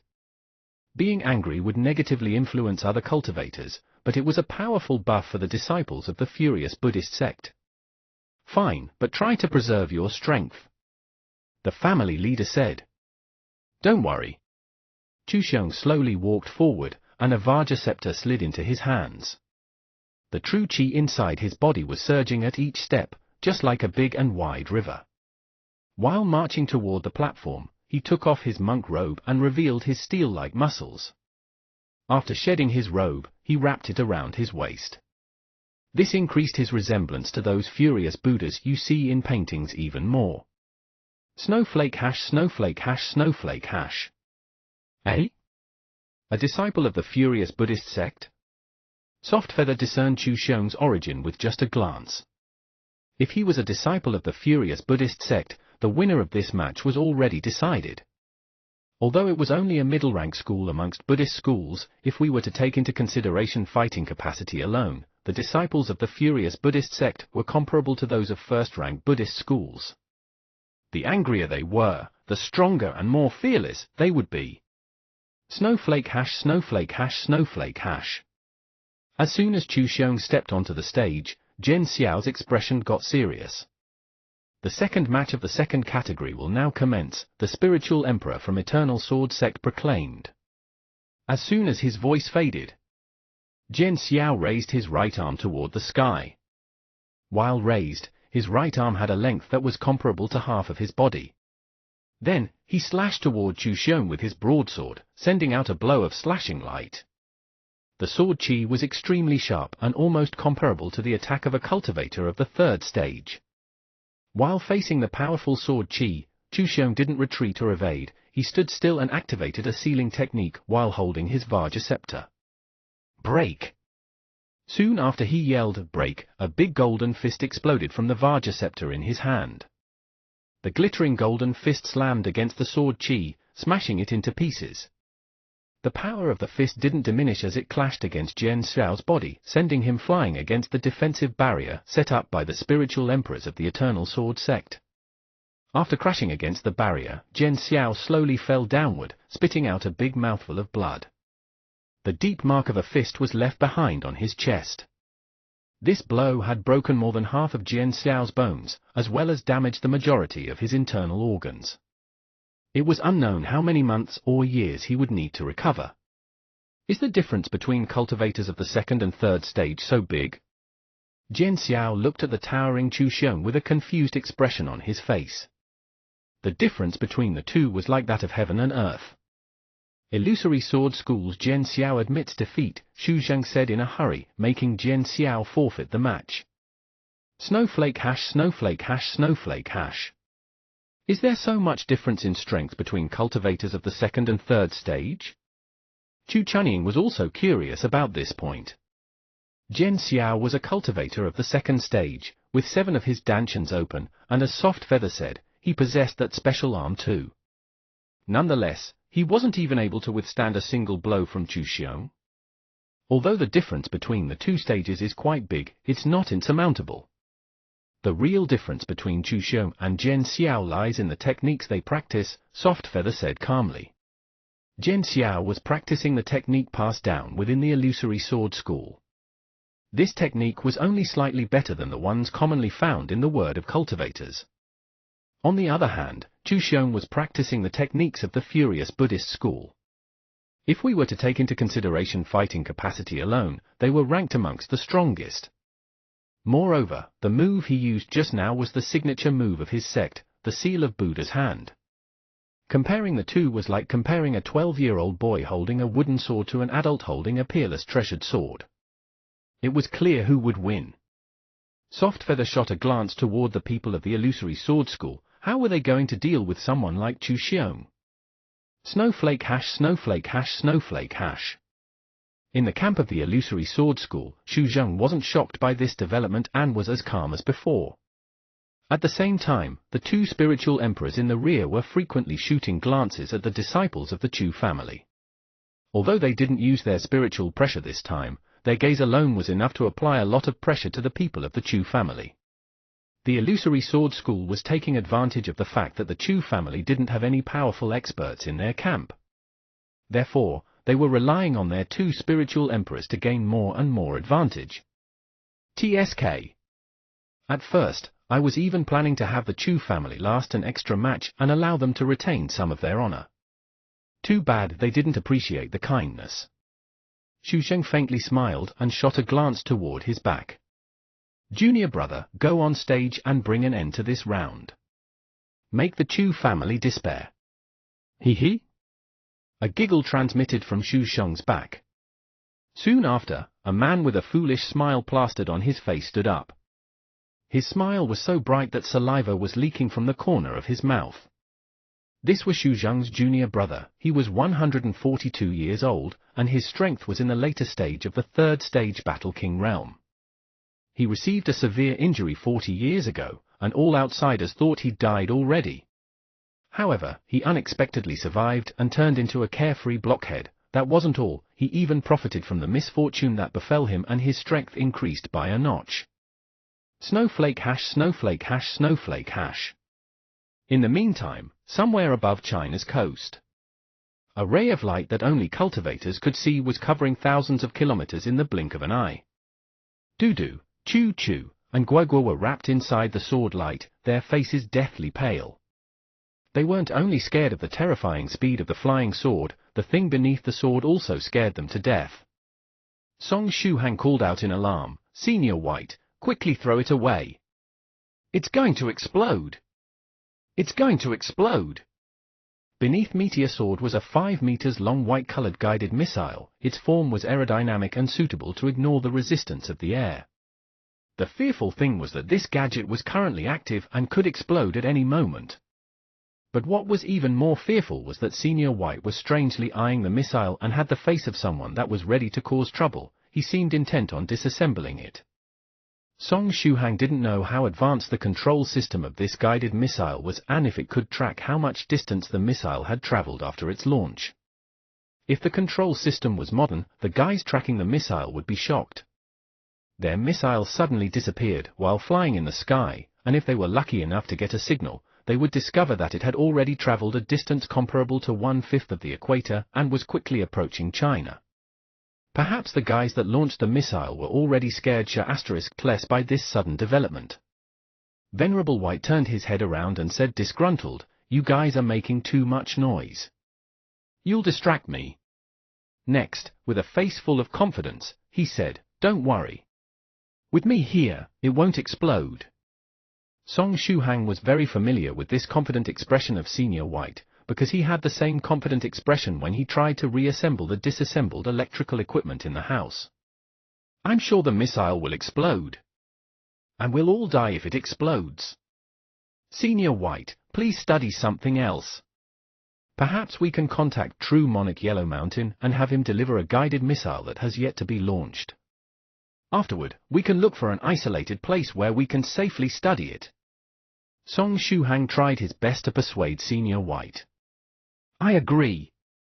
I remember that there are many interesting things buried near one of stupid Yellow Mountain's overseas immortal caves. Senior White, if you want to have some fun, I can bring you over there." Dudu also tried to convince Senior White. Venerable White. Sighed, none of them had even a little faith in his abilities. In the end, he was still a 7th stage Venerable. It was just a missile. Even if it were to explode, he could easily keep the explosion under control. "Don't panic. Everything is under control. The missile won't explode for the time being." Venerable White patted several times on the missile with his palm, leaving behind numerous strange runes. "You should have more faith in my skills." Song Shuhang and Dudu forced a smile. "All right. From the looks of it, we are about to reach the grievance settling platform," Venerable White informed everyone. After saying this much, he added some spiritual energy to Meteor Sword. Wait, wasn't one supposed to step on the brake if they were about to arrive at the destination? Nope. Venerable White had great confidence in his abilities. He would skillfully stop the flying sword when they were a few centimeters away from the ground. Therefore, they had to do only one thing for now: accelerate, accelerate, and accelerate. Their current speed was extremely fast. Song Shuhang and the others felt the surrounding scenery are skips at high speed. With much difficulty, Song Shuhang used his eyesight to look ahead. There, he saw a huge platform and 2 groups of people. They were probably the members of the Chu family and the illusory sword school. "Get ready, I'm about to land," Venerable White said. After saying this much, Venerable White recalled another matter: the gifts he sent to the fellow Taoists from the 9 provinces #1 group were about to activate, right? I've decided. I'll activate all the gifts after reaching the grievance settling platform. Aren't people always making plans for joyous occasions nowadays? Like setting off firecrackers to congratulate someone? It wouldn't be bad having a meteor shower inaugurate the matches on the grievance settling platform. It might be a bit late, but it's the thought that counts. If you find any errors, ads pop up, ads redirect, broken links, non-standard content, etc., please let us know a report chapter, so we can fix it as soon as possible. Chapter 369, Careful, a missile is rushing over here. Chapter 369, Careful, a missile is rushing over here. Translator, Godbrandy Editor, Karisu. An hour before Song Shuhang and Venerable White were about to reach the grievance settling platform. On the border between China and Korea, beneath an ordinary private residence was concealed an immortal cave reserved for secluded meditation. At this time, Immortal Master Copper Trigram's disciple, Immortal Fortune Teller Iron Trigram, was hiding there. The reason was his teacher's extremely auspicious, lucky, and super good divination. That divination really scared him to death. After hiding in the immortal cave, he didn't dare to take a single step out. Even true monarch White Crane, who came to deliver the gift, had to push the box in from the crack in the door. This morning, he even had a nightmare. In the dream, his teacher's super good divination came true, and all sorts of fearful things happened to him. In the next moment, he was startled awake by the nightmare. After waking up, Iron Trigram switched on his phone and placed the Senu_White_bless emote on full screen. He made the phone stand vertically and took out the incense burner, starting to burn some incense. Senior White, give me your blessings. Let me avoid this tribulation. If I can survive this calamity, I'll make a golden statue for you and worship it day and night. Iron Trigram muttered.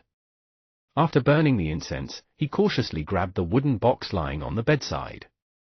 The name Immortal Fortune Teller Iron Trigram was written on this box.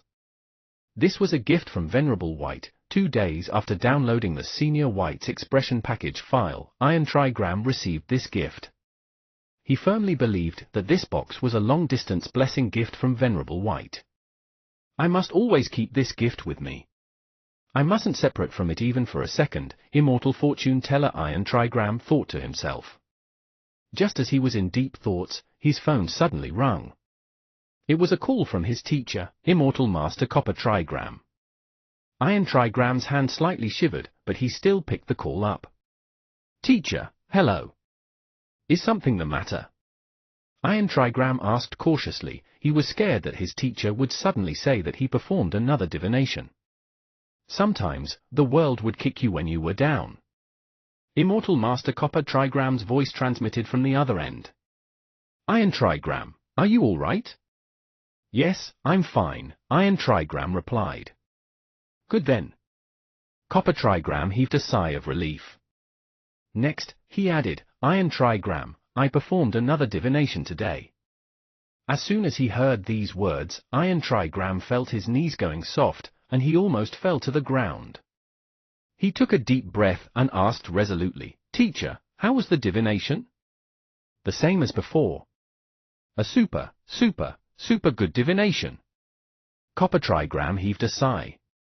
Is this calamity not over yet? Iron Trigram roared inwardly. However, the situation might turn for the better according to today's divination. Within this super good divination was concealed a hint of bad luck, Copper Trigram continued. After hearing this much, Iron Trigram's eyes suddenly lit up. For real? Teacher, was there really a hint of bad luck? Aren't you deceiving me? Immortal Master Copper Trigram said hoarsely, It's true. I'm not deceiving you.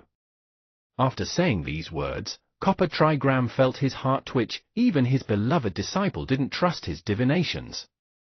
It was such a tragic thing for someone that had to rely on performing divinations to make a living. But Iron Trigram was very happy at this moment. I'm saved. I'm saved. For the past few days, I used Venerable White's emote as a screensaver and burned incense daily. As expected, it was a success. After hearing these words, Immortal Copper Trigram was dumbfounded. F*CK, this brat actually downloaded the Senior White's expression package file? Does he want to die? Wait. Did he say that he burned incense daily? So, burning incense really works?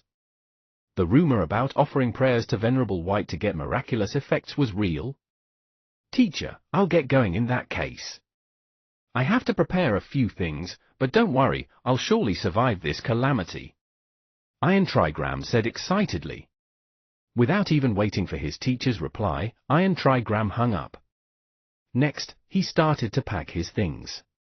He was planning to change his immortal cave. This immortal cave on the border between China and Korea was ranked 5th in regards to defensive power amongst the immortal caves in his possession. The immortal cave with the strongest defensive power was located in Korea, beneath a huge mountain. I'll move to that place, waha! Today, I'll risk my life and fight against this tribulation. If I'm still alive tomorrow, I'll be in a very safe place. Iron Trigram took along the phone, as well as Venerable White's gift, and flew toward his secret immortal cave. Very soon, he reached the secret immortal cave and successfully managed to enter. But soon after, he was dumbfounded. Eh? How come there is such a mess on top of my immortal cave? What's the deal with these tunnels? Who created such big holes midway up the mountain? Did they start to mine or something? Moreover, next to the huge mountain where his immortal cave was located were many strange construction works going on. Perhaps I should go back. Iron Trigram muttered to himself. Snowflake hash snowflake hash snowflake hash. 3 minutes before Song Shuhang and Venerable White's landing on the mysterious Spirit Butterfly Island on the border between the Pacific Ocean and the East China Sea. Venerable Spirit Butterfly put down his teacup and beckoned with his hand. A huge multicolored butterfly landed in front of him, gently flapping its big wings. Go to the 888th storehouse and bring me a flying sword.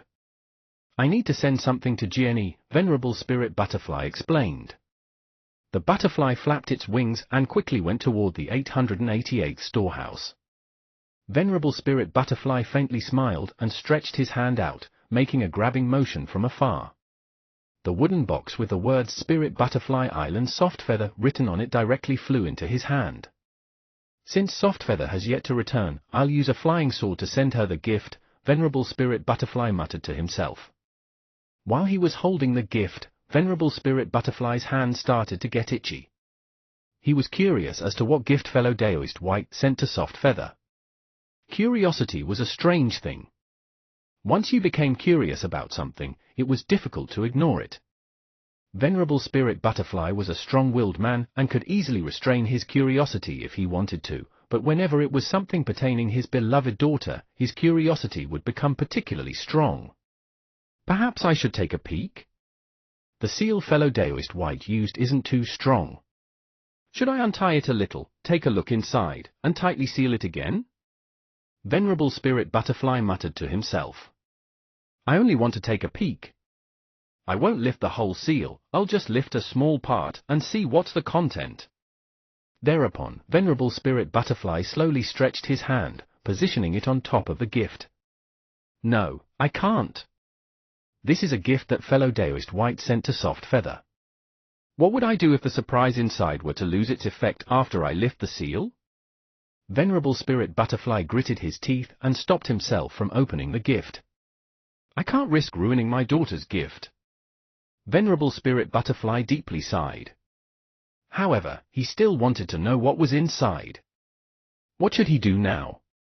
Snowflake hash snowflake hash snowflake hash. Inside Fairy Lychee's immortal cave.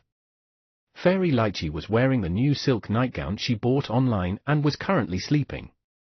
She recently became a 6th stage true monarch and stabilized her realm with much difficulty. She was exhausted. Therefore, she overslept a little. The gift Venerable White delivered was calmly lying on the bedhead. Snowflake hash snowflake hash snowflake hash. In the ancient Lake Temple. True monarch ancient Lake Temple was holding a writing brush and licking his lips while quickly writing on the high-quality paper. At this time, he was using Venerable White's gift to press down the white paper he was writing on. Snowflake hash snowflake hash snowflake hash. Inside thrice reckless Mad Saber's immortal cave. Since he inadvertently offended Scholar Drunken Fruit 2 days ago, Thrice Reckless secretly moved to another immortal cave. Wait, was the Drunken Fruit really his name? Anyway, you know who we're talking about. After getting offended, Scholar Drunken C said he would look for Thrice Reckless and have a good chat with him. Thrice Reckless was no fool. He knew that Scholar Drunken Heaven had ill intentions. Thereupon, he hid inside his secret immortal cave and was currently enjoying the hot spring inside. Venerable White's gift was thrown on a side together with his clothes. Life is truly wonderful. Thrice Reckless Mad Saber said. Snowflake hash snowflake hash snowflake hash. Dharma King Creation, Fairy Dongfang 6, True Monarch Fallout, and the other fellow Taoists that received Venerable White's gifts were currently bustling about in their immortal caves. All of them had placed the gifts not too far away from them. Snowflake hash snowflake hash snowflake hash. At this time, on the grievance settling platform. Ah! Chu Xiong called out pitifully. His opponent pressed him to the ground. At this time, that muddle-headed guy had a hideous expression on his face. After throwing Chu Xiong onto the ground, he pounced toward him like a wild beast and bit his neck. Although Chu Xiong had a body-protecting technique from the furious Buddhist sect, he was unable to block the bite of this beast-like man. Those sharp teeth bypassed the defense of his true chi and body, tearing away a big piece of flesh from his neck. Next, the beast-like man opened his mouth and swallowed the piece of flesh down. His strength was incredible. Although he was fighting like a madman and wasn't using any strategy, Chu Xiong had no way to deal with this man. What was the real identity of this person? He. After swallowing the piece of flesh, the beastly man cupped his hands and ruthlessly smashed them against Chu Xiong's head, fracturing his skull. The leader of the Chu family tightly clenched his teeth and squeezed out a few words, "We surrender." This meant that the Chu family had lost in the second category. On the platform, Chu Xiong's junior brother was in a frenzied state and seemed to have no intention to stop biting Chu Xiong. "Are you deaf?" the supervisor from the Eternal Sword sect bellowed as sword chi shot toward Chu Xiong's junior brother. At last, the beastly man got away from Chu Xiong and evaded the sword chi. But in this short period of time, he left wounds on Chu Zion's face, neck, and shoulder, badly mangling him. "That bastard went too far," the people of the Chu family roared.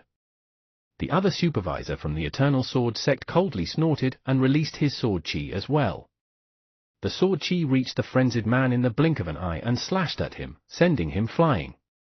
The sword chi left a deep wound on his chest, deep enough that even bones were visible. Manage your people well. Otherwise, don't blame me for being heartless.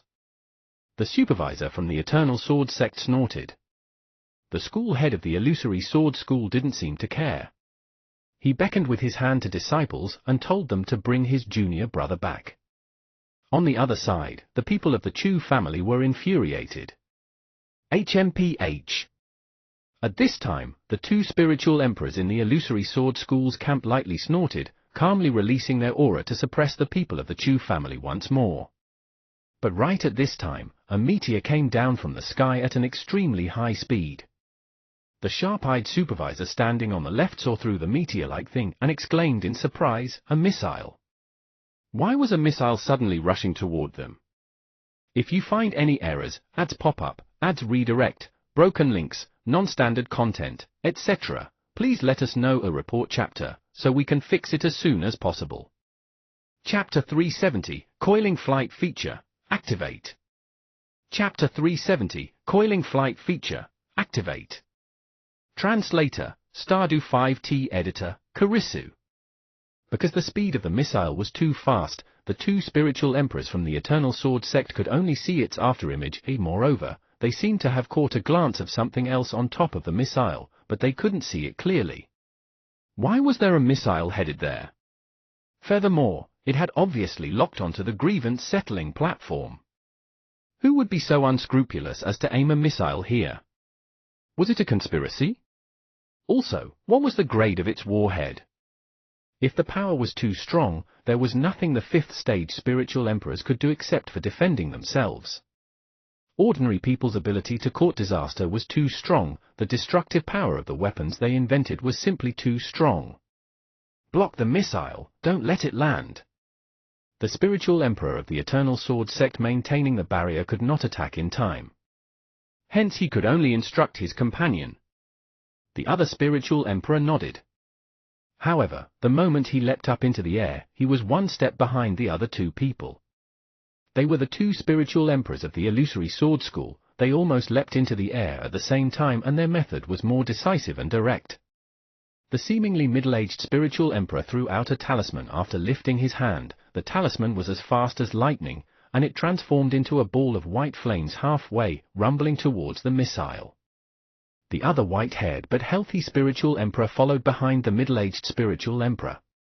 Then, he placed his hands together, creating a layer of a ripple-like defensive formation to keep them safe. He wanted to directly detonate the missile in midair, not letting it land. The two spiritual emperors were close friends, and their coordination was flawless. One of them was responsible for destroying the missile, the other was responsible for putting up the defensive formation. As for the magnitude of the missile's power, it wasn't within their consideration. Besides, after it landed, it would explode anyway. Blasting it in the air was much better than having it land. Snowflake hash, snowflake hash, snowflake hash.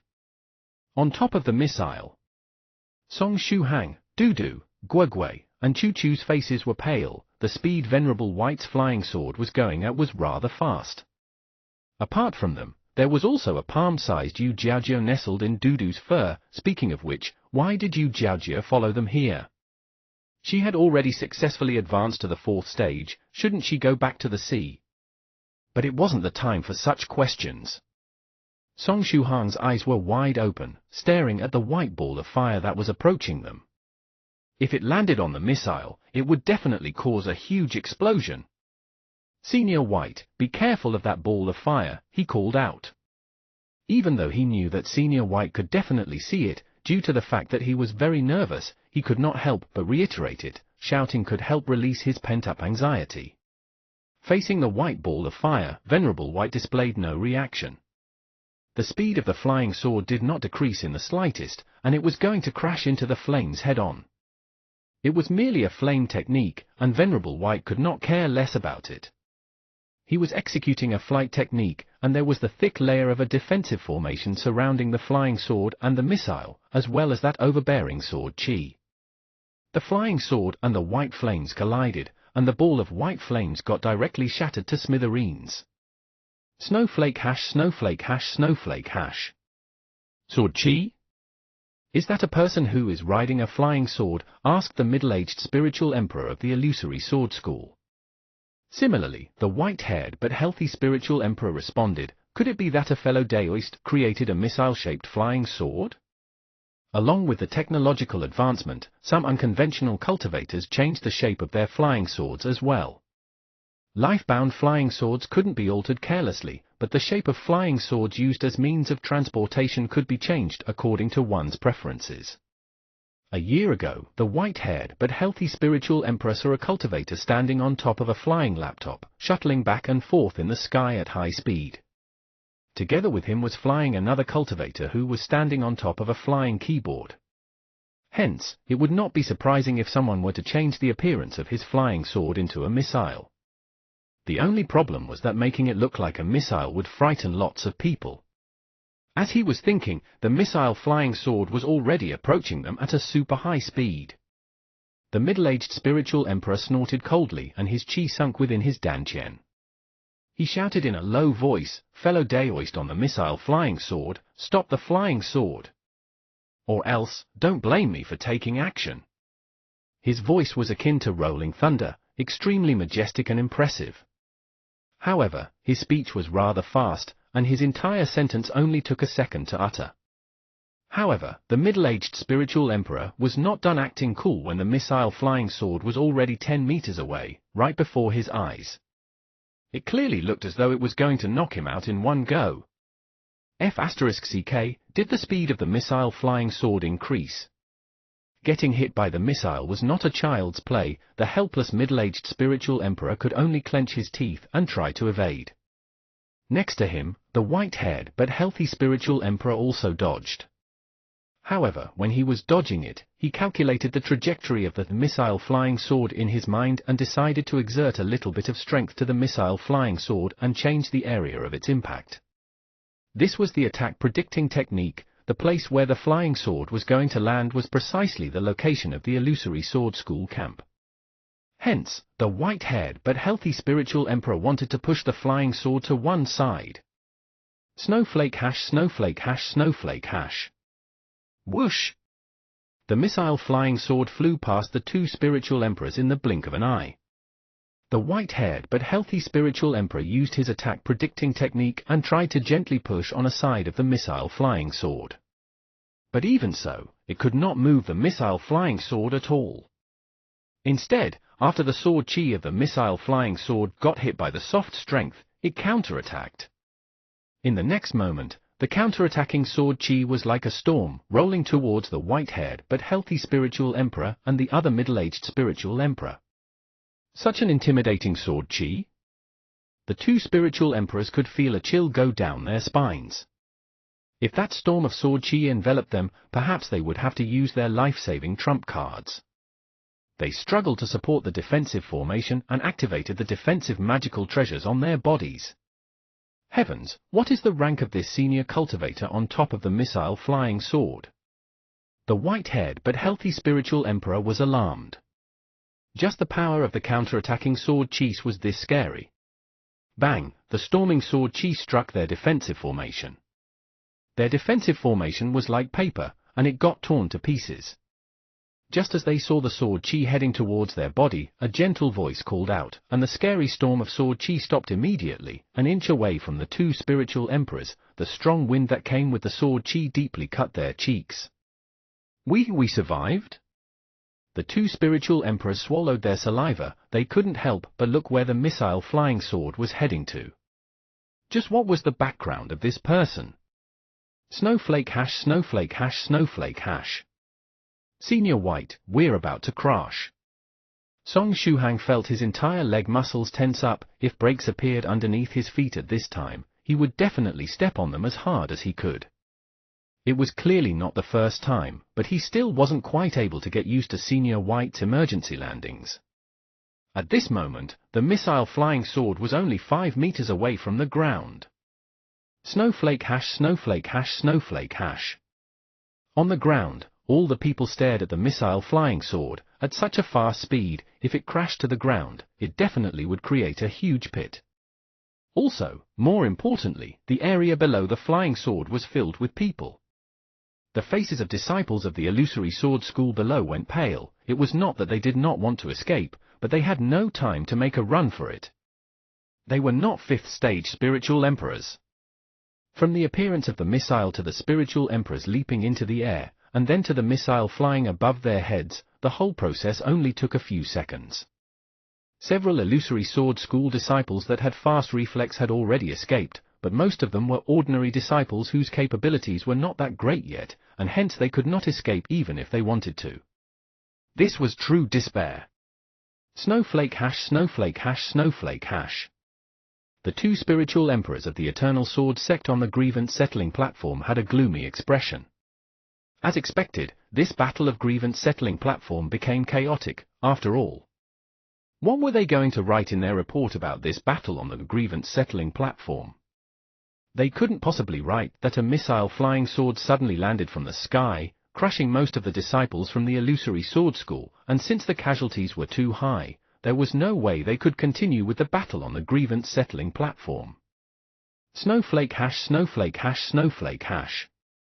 Below the missile, there were several kinds of people. The disciples of the illusory sword school felt as though doomsday was coming. The members of the Chu family had bloodshot eyes and were hoping to see the disciples of the illusory sword school crushed to death by the missile. However, the scene of the missile landing and crushing everyone on sight did not occur. The enormous missile flying sword instantly stopped when it was commanded to. Such a sudden change made it hard for people to adapt. Just like that, the enormous missile flew a meter above the heads of the disciples of the illusory sword school. The legs of the disciples below, who could not escape in time, lost their strength. The faces of the people from the Chu family were filled with regret. Snowflake hash, snowflake hash, snowflake hash. We have arrived. On top of the missile, Venerable White showed a satisfied smile. Yeah, it was indeed more exciting when bringing a couple of other people to speed on the flying sword. He had a great time during this flight. Dudu leapt down from the missile and mumbled, "Woof woof, even today, I managed to survive." On his back, Choo Choo sat slightly upright with a joyful look on her face as well. During the journey around the Earth over the past couple of days, she had substantially recovered from her injuries and was able to slightly straighten her body. After the members of the Chu family saw Choo Choo, they immediately cheered. "Choo Choo! Senior Song, Senior White!" Soft Feather called out after seeing them. Choo Choo waved weakly at the members of the Chu family. Song Shuhang also waved at Soft Feather, except that the smile on his face was somewhat agonizing. Soft Feather still looks very happy, that's good. It's just that I don't know if she received the gift Senior White sent. Snowflake hash, snowflake hash, snowflake hash. In the sky, the two spiritual emperors the illusory sword school invited started descending. The school head of the illusory sword school, Xu Xiang, rushed up to them and asked, "Seniors, what is the realm of the cultivator on the missile flying sword? Are they the Chu family's reinforcements?" As he was speaking, he secretly glanced at Choo Choo, who was still alive. Damn it, Wolf One and company claimed to be an elite organization, yet they could not even kill off a girl, a bunch of useless fools. The two spiritual emperors laughed hollowly, but for the sake of their face, they put up a front and said, "We can't tell his realm and strength, after all, we only had a short contact." The school head of the illusory sword school pondered for a bit and suggested, "Given the background of the Chu family, I doubt they would be able to invite a real expert. Seniors, shall we test the ability of the cultivator on the missile flying sword while taking advantage of this opportunity to scare the Chu family?" The two spiritual emperors felt their scalps go numb. The middle-aged spiritual emperor said profoundly, "Don't panic, wait for me to get to know more about him before discussing the next step." Xu Xiang lightly nodded his head. "Our illusory sword school is depending on you too then." Snowflake hash, snowflake hash, snowflake hash. Just as everybody was talking amongst themselves, Venerable White raised his hand. Clang! The missile was unloaded by Venerable White from the flying sword, then thrown onto the empty space next to Dudu. The clanging sound immediately attracted everybody's attention as they looked blankly at the huge missile. That thing did not seem like a flying sword. Subconsciously, everybody lifted their heads and looked towards the sky. Thereafter, they saw a flying sword underneath Venerable White and Song Shuhang's feet. Everybody's heart skipped a beat, and they turned their heads around again, staring at the missile. F***CK, that thing isn't a missile-shaped flying sword, but a real missile. The kind that could explode. All the people moved back instinctively, in a bid to get further away from the missile. After all, most of the people here were either first or second stage cultivators. If the missile exploded, they would die. Snowflake hash, snowflake hash, snowflake hash. On the grievance settling platform, the two spiritual emperors of the Eternal Sword sect looked at each other. Thereafter, the spiritual emperor on the left who tied his hair into a bun stepped forward and bowed towards Venerable White. Supervisor of the grievance settling platform, Peng Shanghai of the Eternal Sword sect. Pleasure to meet you, Senior. The short-haired spiritual emperor on the right bowed as well. Supervisor of the grievance settling platform, Peng Chenyin of the Eternal Sword sect. Pleasure to meet you, Senior. Venerable White glanced at them and guessed that the two were worried that he was going to spread chaos on the grievance settling platform. He smiled and said, "Ha ha, don't be so solemn. I am only here to bring a participant, and since I was at it, I decided to spectate the matches as well. After the two spiritual emperors of the Eternal Sword sect heard these words, they secretly heaved a sigh of relief. They could not tell what was the realm and strength of this senior, but as long as he was not there to spread mayhem, all was good. Right, I prepared a gift for the grievance settling platform. Originally, I was going to present it during the opening, so even though it's a tad late, I hope you'll appreciate my kind feelings. Venerable White smiled. A gift? The two supervisors of the platform were puzzled.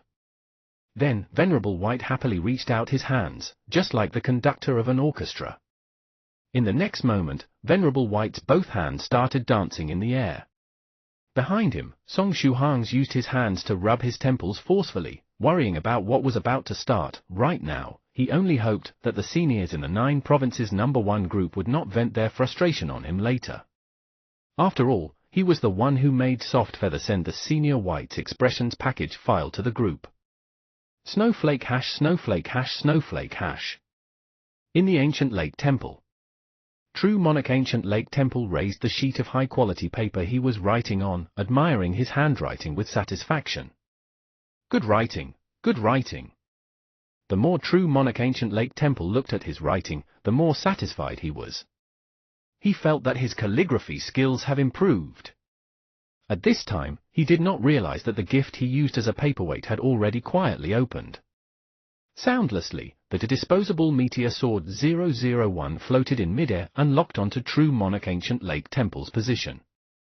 In the next moment, the disposable meteor sword swiftly inserted itself underneath the feet of True Monarch Ancient Lake Temple. Question mark. True Monarch could sense something was amiss. But it was too late. The coiling flight feature of the disposable meteor sword activated. If you find any errors, ads pop-up, ads redirect, broken links, non-standard content, etc., please let us know a report chapter, so we can fix it as soon as possible. Chapter 371, A tilde. Chapter 371, A tilde. Translator, Godbrandy Editor, Karisu. What's this thing? A flying sword? Where did it come from? Anyway, it looks somewhat familiar. Where have I seen it before? True Monarch Ancient Lake Temple muttered to himself, somewhat confused. But right at this time, the wooden sword started to emit a blinding light. Then, the coiling flight feature activated. The most efficient and fastest way to ascend to the sky, exactly what you deserve. The video recording feature also activated. In the next moment, True Monarch Ancient Lake Temple's body started to spin like a drill and shot up into the sky. Ooh-wah, ooh-wah, ooh-wah. True Monarch Ancient Lake Temple cried out strangely while spinning. Due to the high speed he was spinning at, a fearful hurricane formed around his body as the sword chi exploded. And just in this fashion, True Monarch Ancient Lake Temple spun like a top and passed through the skylight of the temple, ascending to the sky like a hurricane. The skylight allowed him to quickly get out of the temple with his flying sword in times of need. Thanks to it, he wouldn't have to repair the ceiling of the temple later. Due to the ear-splitting sound effects and the overbearing visual effects, many disciples of the Ancient Lake Temple were startled awake. Hey guys, look over there, what's that? Looks like the Temple Master. Ah. It's really the Temple Master. The Temple Master is ascending to the sky. Is he testing a new flying technique? It seems very powerful. Perhaps it's the combination of a flying technique and a sword technique? Look at that terrifying sword chi revolving around him, so cool. And his strength seems to have increased by leaps and bounds yet again. The speed of that flying technique is incredible. It's really too quick. He's already high up in the sky. The disciples made all sorts of comments. What they didn't know was that True Monarch Ancient Lake Temple was equally baffled at this time, and moreover, he finally remembered where he had seen this particular wooden flying sword. Isn't this Senior White's disposable flying sword? Inside that gift was a disposable flying sword? Is this sword trying to send me into space? Is this that a big surprise? True Monarch Ancient Lake Temple had tears streaming down his face. As if that wasn't enough, he felt his head spinning.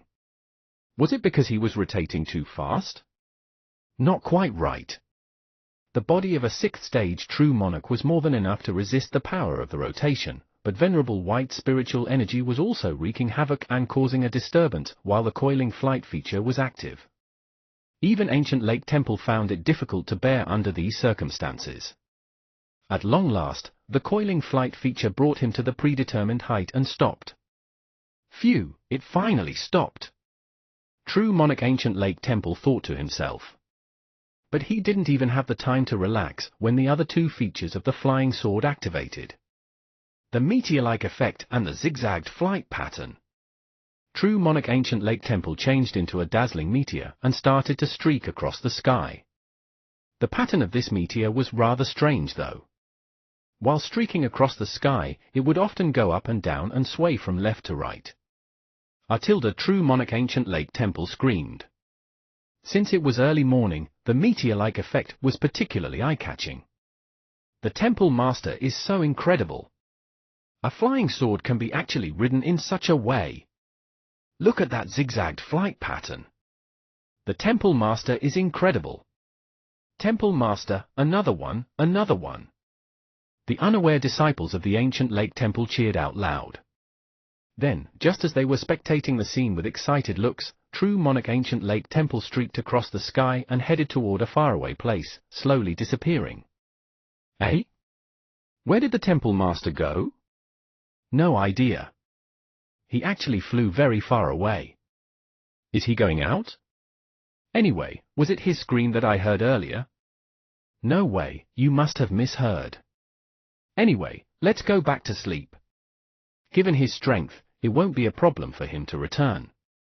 Thereupon, the numerous disciples nodded one after another and returned to sleep. In the starry sky. Atilda? I wish to fly in the sky together with the sun Tilda. The world is waiting for me to change it Tilda. I am not afraid to show my dreams to others Tilda. I can make them come true right here Tilda 1. True monarch Ancient Lake Temple's pitiful scream echoed in the night sky. Snowflake hash snowflake hash snowflake hash. Meanwhile, inside Thrice Reckless Mad Saber's secret immortal cave. Thrice Reckless was humming a song and enjoying the hot spring. But at this time, a figure appeared in front of him out of nowhere and without making any sound. It was a man that had the demeanor of a retired scholar, the type that had seen through the vanity of the world and retired to a peaceful life. He had retired so well that you wouldn't be able to find him even if he were standing in front of you. Fellow Deus Thrice Reckless, I hope you've been well since our last meeting. The retired scholar faintly smiled at Thrice Reckless. Thrice Reckless Mad Saber. Sheet, although this secret immortal cave doesn't have the same defensive power as the main one, it still has hundreds of formations protecting it. This man was able to break through all those formations, and I didn't even notice it. Moreover, how did he find me? Gulp. Thrice Reckless Mad Saber swallowed a mouthful of saliva and forced a smile. Fellow Deus Scholar Sober River, nice to meet you. He. The retired scholar faintly smiled. Fellow Deus Thrice Reckless, that's not my name. I'm sorry. Thrice Reckless Mad Saber immediately apologized and corrected himself. I remember now, it's Scholar Scattered Ash. I'm sure of it. Wrong. Try again. The retired scholar took a step forward and put a hand in the hot spring. In the next moment, Thrice Reckless felt the temperature of the water rise and the aroma of what seemed to be wine come from the hot spring. Wine? That's it. His Dao name is related to wine. Thereupon, Thrice Reckless shouted, Scholar Wine Dust. I'm sure this time. Wrong again. I'll give you 2 more opportunities. The retired scholar gently smiled and said, if you still can't guess my name correctly, the water of the hot spring will catch fire. Thrice Reckless Mad Saber broke out in a cold sweat. He couldn't stop sweating even if he wanted to. Although the water of the hot spring was boiling hot, he felt as though he was in the middle of a cold winter. Scholar Tyrannical King. Yes, that must be it. Thrice Reckless Mad Saber shouted after racking his brain. Damn it, why didn't I note down his Dao name and nickname like Northern River's Loose Cultivator, sticking it in an eye-catching place? The retired scholar slightly nodded. Is it correct? Thrice Reckless Mad Saber's eyes suddenly lit up. No, but this down name was rather overbearing. You have one last chance. Fellow Daoist Thrice Reckless, don't waste it. The retired scholar heartily laughed and revolved his spiritual energy. The scent of wine spread in the air, and just by smelling it, Thrice Reckless felt a bit drunk. If this spring of wine were to catch fire. Damn it, what is his name? It's related to wine. It's related to wine. Yes. I remember. The first word is drunken. But what is the second? I only have one last opportunity, I can't make a mistake. Thrice Reckless Mad Saber racked his brain. Right. The second word is related to celestial bodies. It's Scholar Drunken Son. I'm 100% sure this time. Thrice Reckless Mad Saber said, full of confidence. This time, he was sure that the name was correct. He. The retired scholar made a long laugh. This time it's correct, right? Thrice Reckless asked impatiently. I'm very happy to inform you that you got it wrong again. A flame lit on the right hand of the retired scholar and suddenly approached the water of the hot spring. It's Scholar Drunken Moon. Engrave this name in your mind. But right at this time, on the edge of the hot spring, a sword light suddenly flashed, shooting out of a pile of Thrice Reckless clothes. The sword light approached Thrice Reckless and propped up his body, making him come out of the water. Are you trying to escape? How can I let you get away so easily? Eh? Thrice Reckless Mad Saber looked at the flying sword, somewhat confused. Where had this sword come from? His weapon of choice was a saber, not a sword. While he was dumbfounded, Scholar Drunken Moon fiercely pounced toward him and grasped his arm. Come here and taste this fiery hot spring. But Scholar Drunken Moon's voice had yet to fade when the wooden sword flashed faintly once more. Coiling Flight Feature, activate! The Bladestorm-style flight feature started, and due to the sudden rotation, Scholar Drunken Moon and Thrice Reckless Mad Saber unconsciously embraced each other, starting to madly spin like drills. Thrice Reckless' secret immortal cave was located within a mountain. Therefore, they really turned into drills and used their heads to drill through the walls of the mountain, spinning and spinning. Rocks flew about and sparks scattered in all directions. Thrice Reckless regretted using such powerful formations to protect the ceiling of this immortal cave very much. Even after drilling for a while, they had yet to break through them. Buzz? After much difficulty, they were finally able to break through the formations of the secret immortal cave. Next, the duo madly spun and ascended to the sky. Scholar Drunken Moon shouted, Thrice Reckless, stop this thing. I don't know how to stop it. Thrice Reckless Mad Saber loudly replied. This sword didn't even belong to him. In the end, Thrice Reckless could only turn toward his immortal cave and shout, "Ya, keep an eye on the immortal cave while I'm away." As soon as he said these words, they changed into meteors and streaked across the night sky, heading far, far away. Ya was a spirit beast that Thrice Reckless had raised, and it would help him keep an eye on the place while he wasn't there. Amidst the starry sky, Thrice Reckless and Drunken Moon's pitiful screams were echoing continuously. Oh, right. Thrice Reckless' disposable meteor sword had the windmill feature attached to it. While flying, the sword would suddenly start rotating like a big windmill. Truly a beautiful sight. While they were flying, Thrice Reckless suddenly remembered about a matter. Isn't this one of Venerable White's flying swords? Tilda? A disposable flying sword? It won't fly into space, right? Tilda. Scholar Drunken Moon looked at the starry sky. Follow me through this ocean of stars, Tilda. With the heart set on a distant place, Tilda.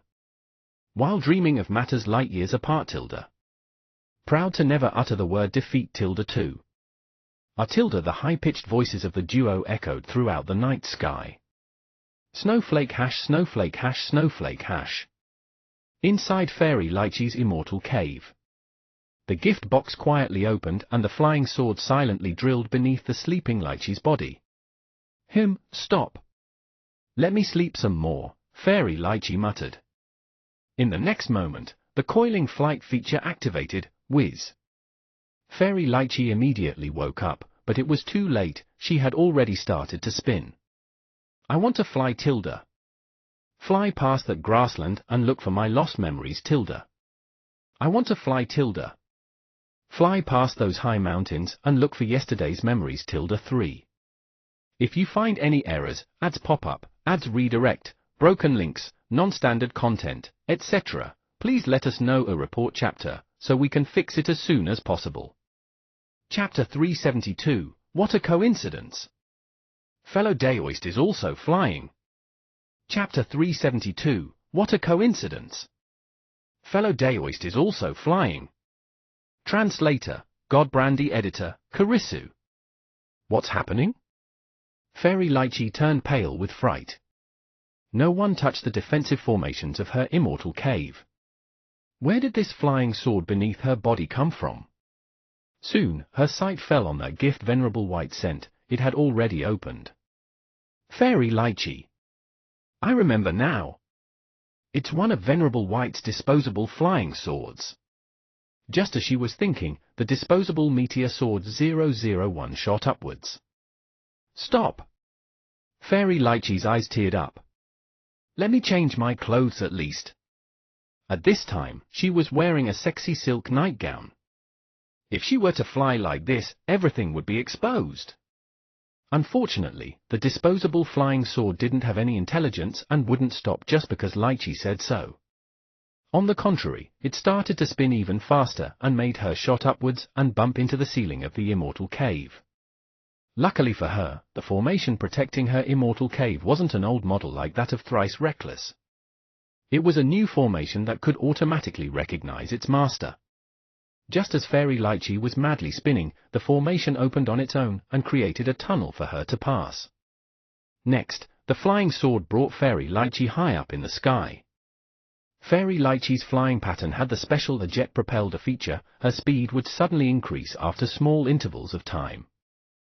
Tilda, the melodious scream of a fairy maiden echoed throughout the starry sky. Snowflake hash, snowflake hash, snowflake hash. On the faraway Tuen mountain range, a fairy maiden with a long-sleeved dress was dancing. Her dance was beautiful and very pleasing to the eye. A young and handsome man was sitting beside this fairy maiden. He was attentively watching the fairy maiden dance, without even blinking. They were both very good-looking. Such a beautiful couple would make everyone feel envy. The name of this fairy maiden was Dongfang Weiliao, and since she was ranked 6th in order of age amongst her junior and senior sisters, she decided to use Dongfang 6 as her nickname in the 9 provinces #1 group. The name of the male cultivator was Liu Long, and he wasn't Fairy Dongfang's lover, but just her pursuer. Just as Fairy Dongfang was gracefully dancing, a flying sword suddenly slid beneath her jade feet and brought her up in the sky. Is this a new dancing style? The male cultivator vigorously clapped his hands. When Fairy Dongfang saw Liu Long vigorously clap his hands, she smiled shyly. Is this a surprise from this blockhead? But as she was acting shy, the flying sword beneath her jade feet flashed. Coiling flight feature, activate! Tilda, Fairy Dongfang's beautiful face lost color as she started spinning and shot up into the sky. The male cultivator below, who was still clapping his hands, opened his eyes wide in shock. After a short moment, he shouted, Dongfang Tilda!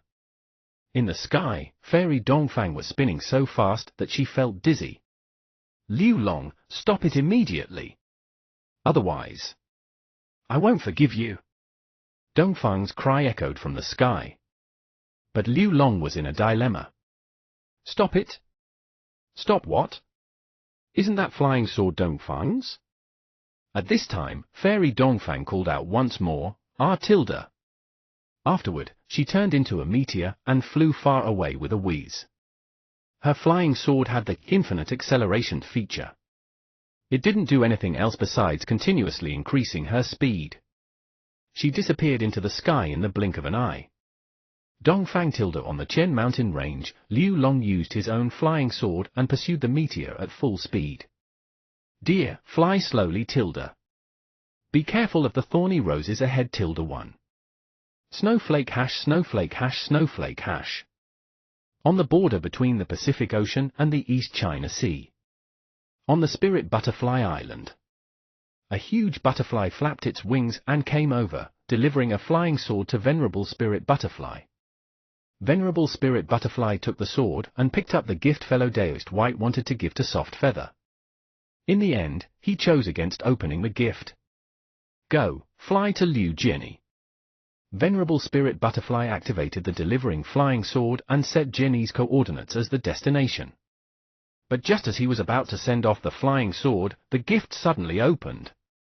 Venerable Spirit Butterfly. The gift opened, but I didn't do anything.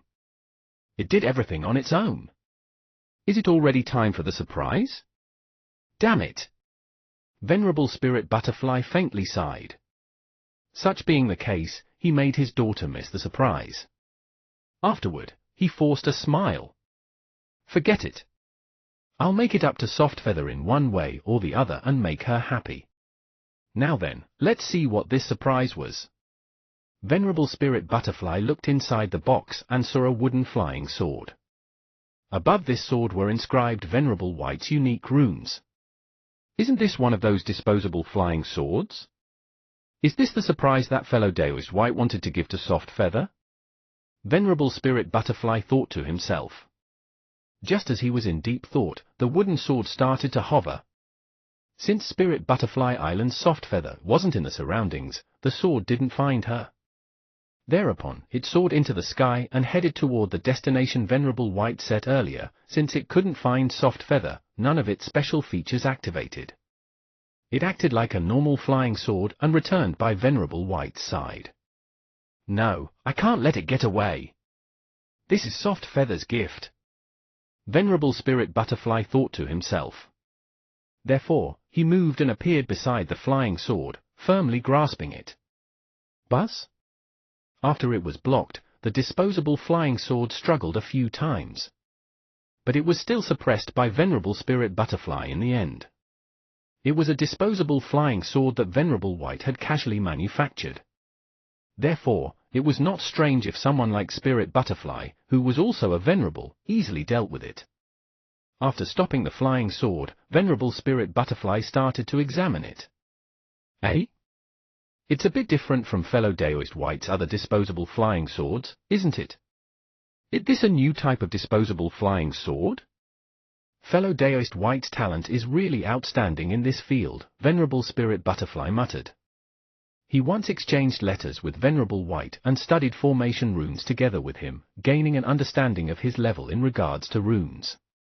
That was why he told Soft Feather that Venerable White could be ranked amongst the first 3 in the current generation of cultivators in regards to runes and formations. Venerable Spirit Butterfly had a deep understanding of Venerable White's disposable flying swords. But unlike Senior White, he wasn't at the level where he could casually take a tree branch and manufacture a flying sword. After carefully observing the wooden sword, Venerable Spirit Butterfly discovered that there were several runes that he didn't recognize. Are these runes the surprise fellow Daoist White wanted to give to Soft Feather? Venerable Spirit Butterfly muttered to himself. In that case, should I activate the runes and take a look? Perhaps after knowing the effect of these runes, I can try to reproduce a flying sword with the same features as compensation for Soft Feather. Said and done. Venerable Spirit Butterfly carefully poured his spiritual energy inside the wooden sword. Since he had a deep understanding of disposable flying swords, he didn't damage the runes on the sword while pouring his energy inside. Very soon, the wooden sword emitted a dazzling light. Done!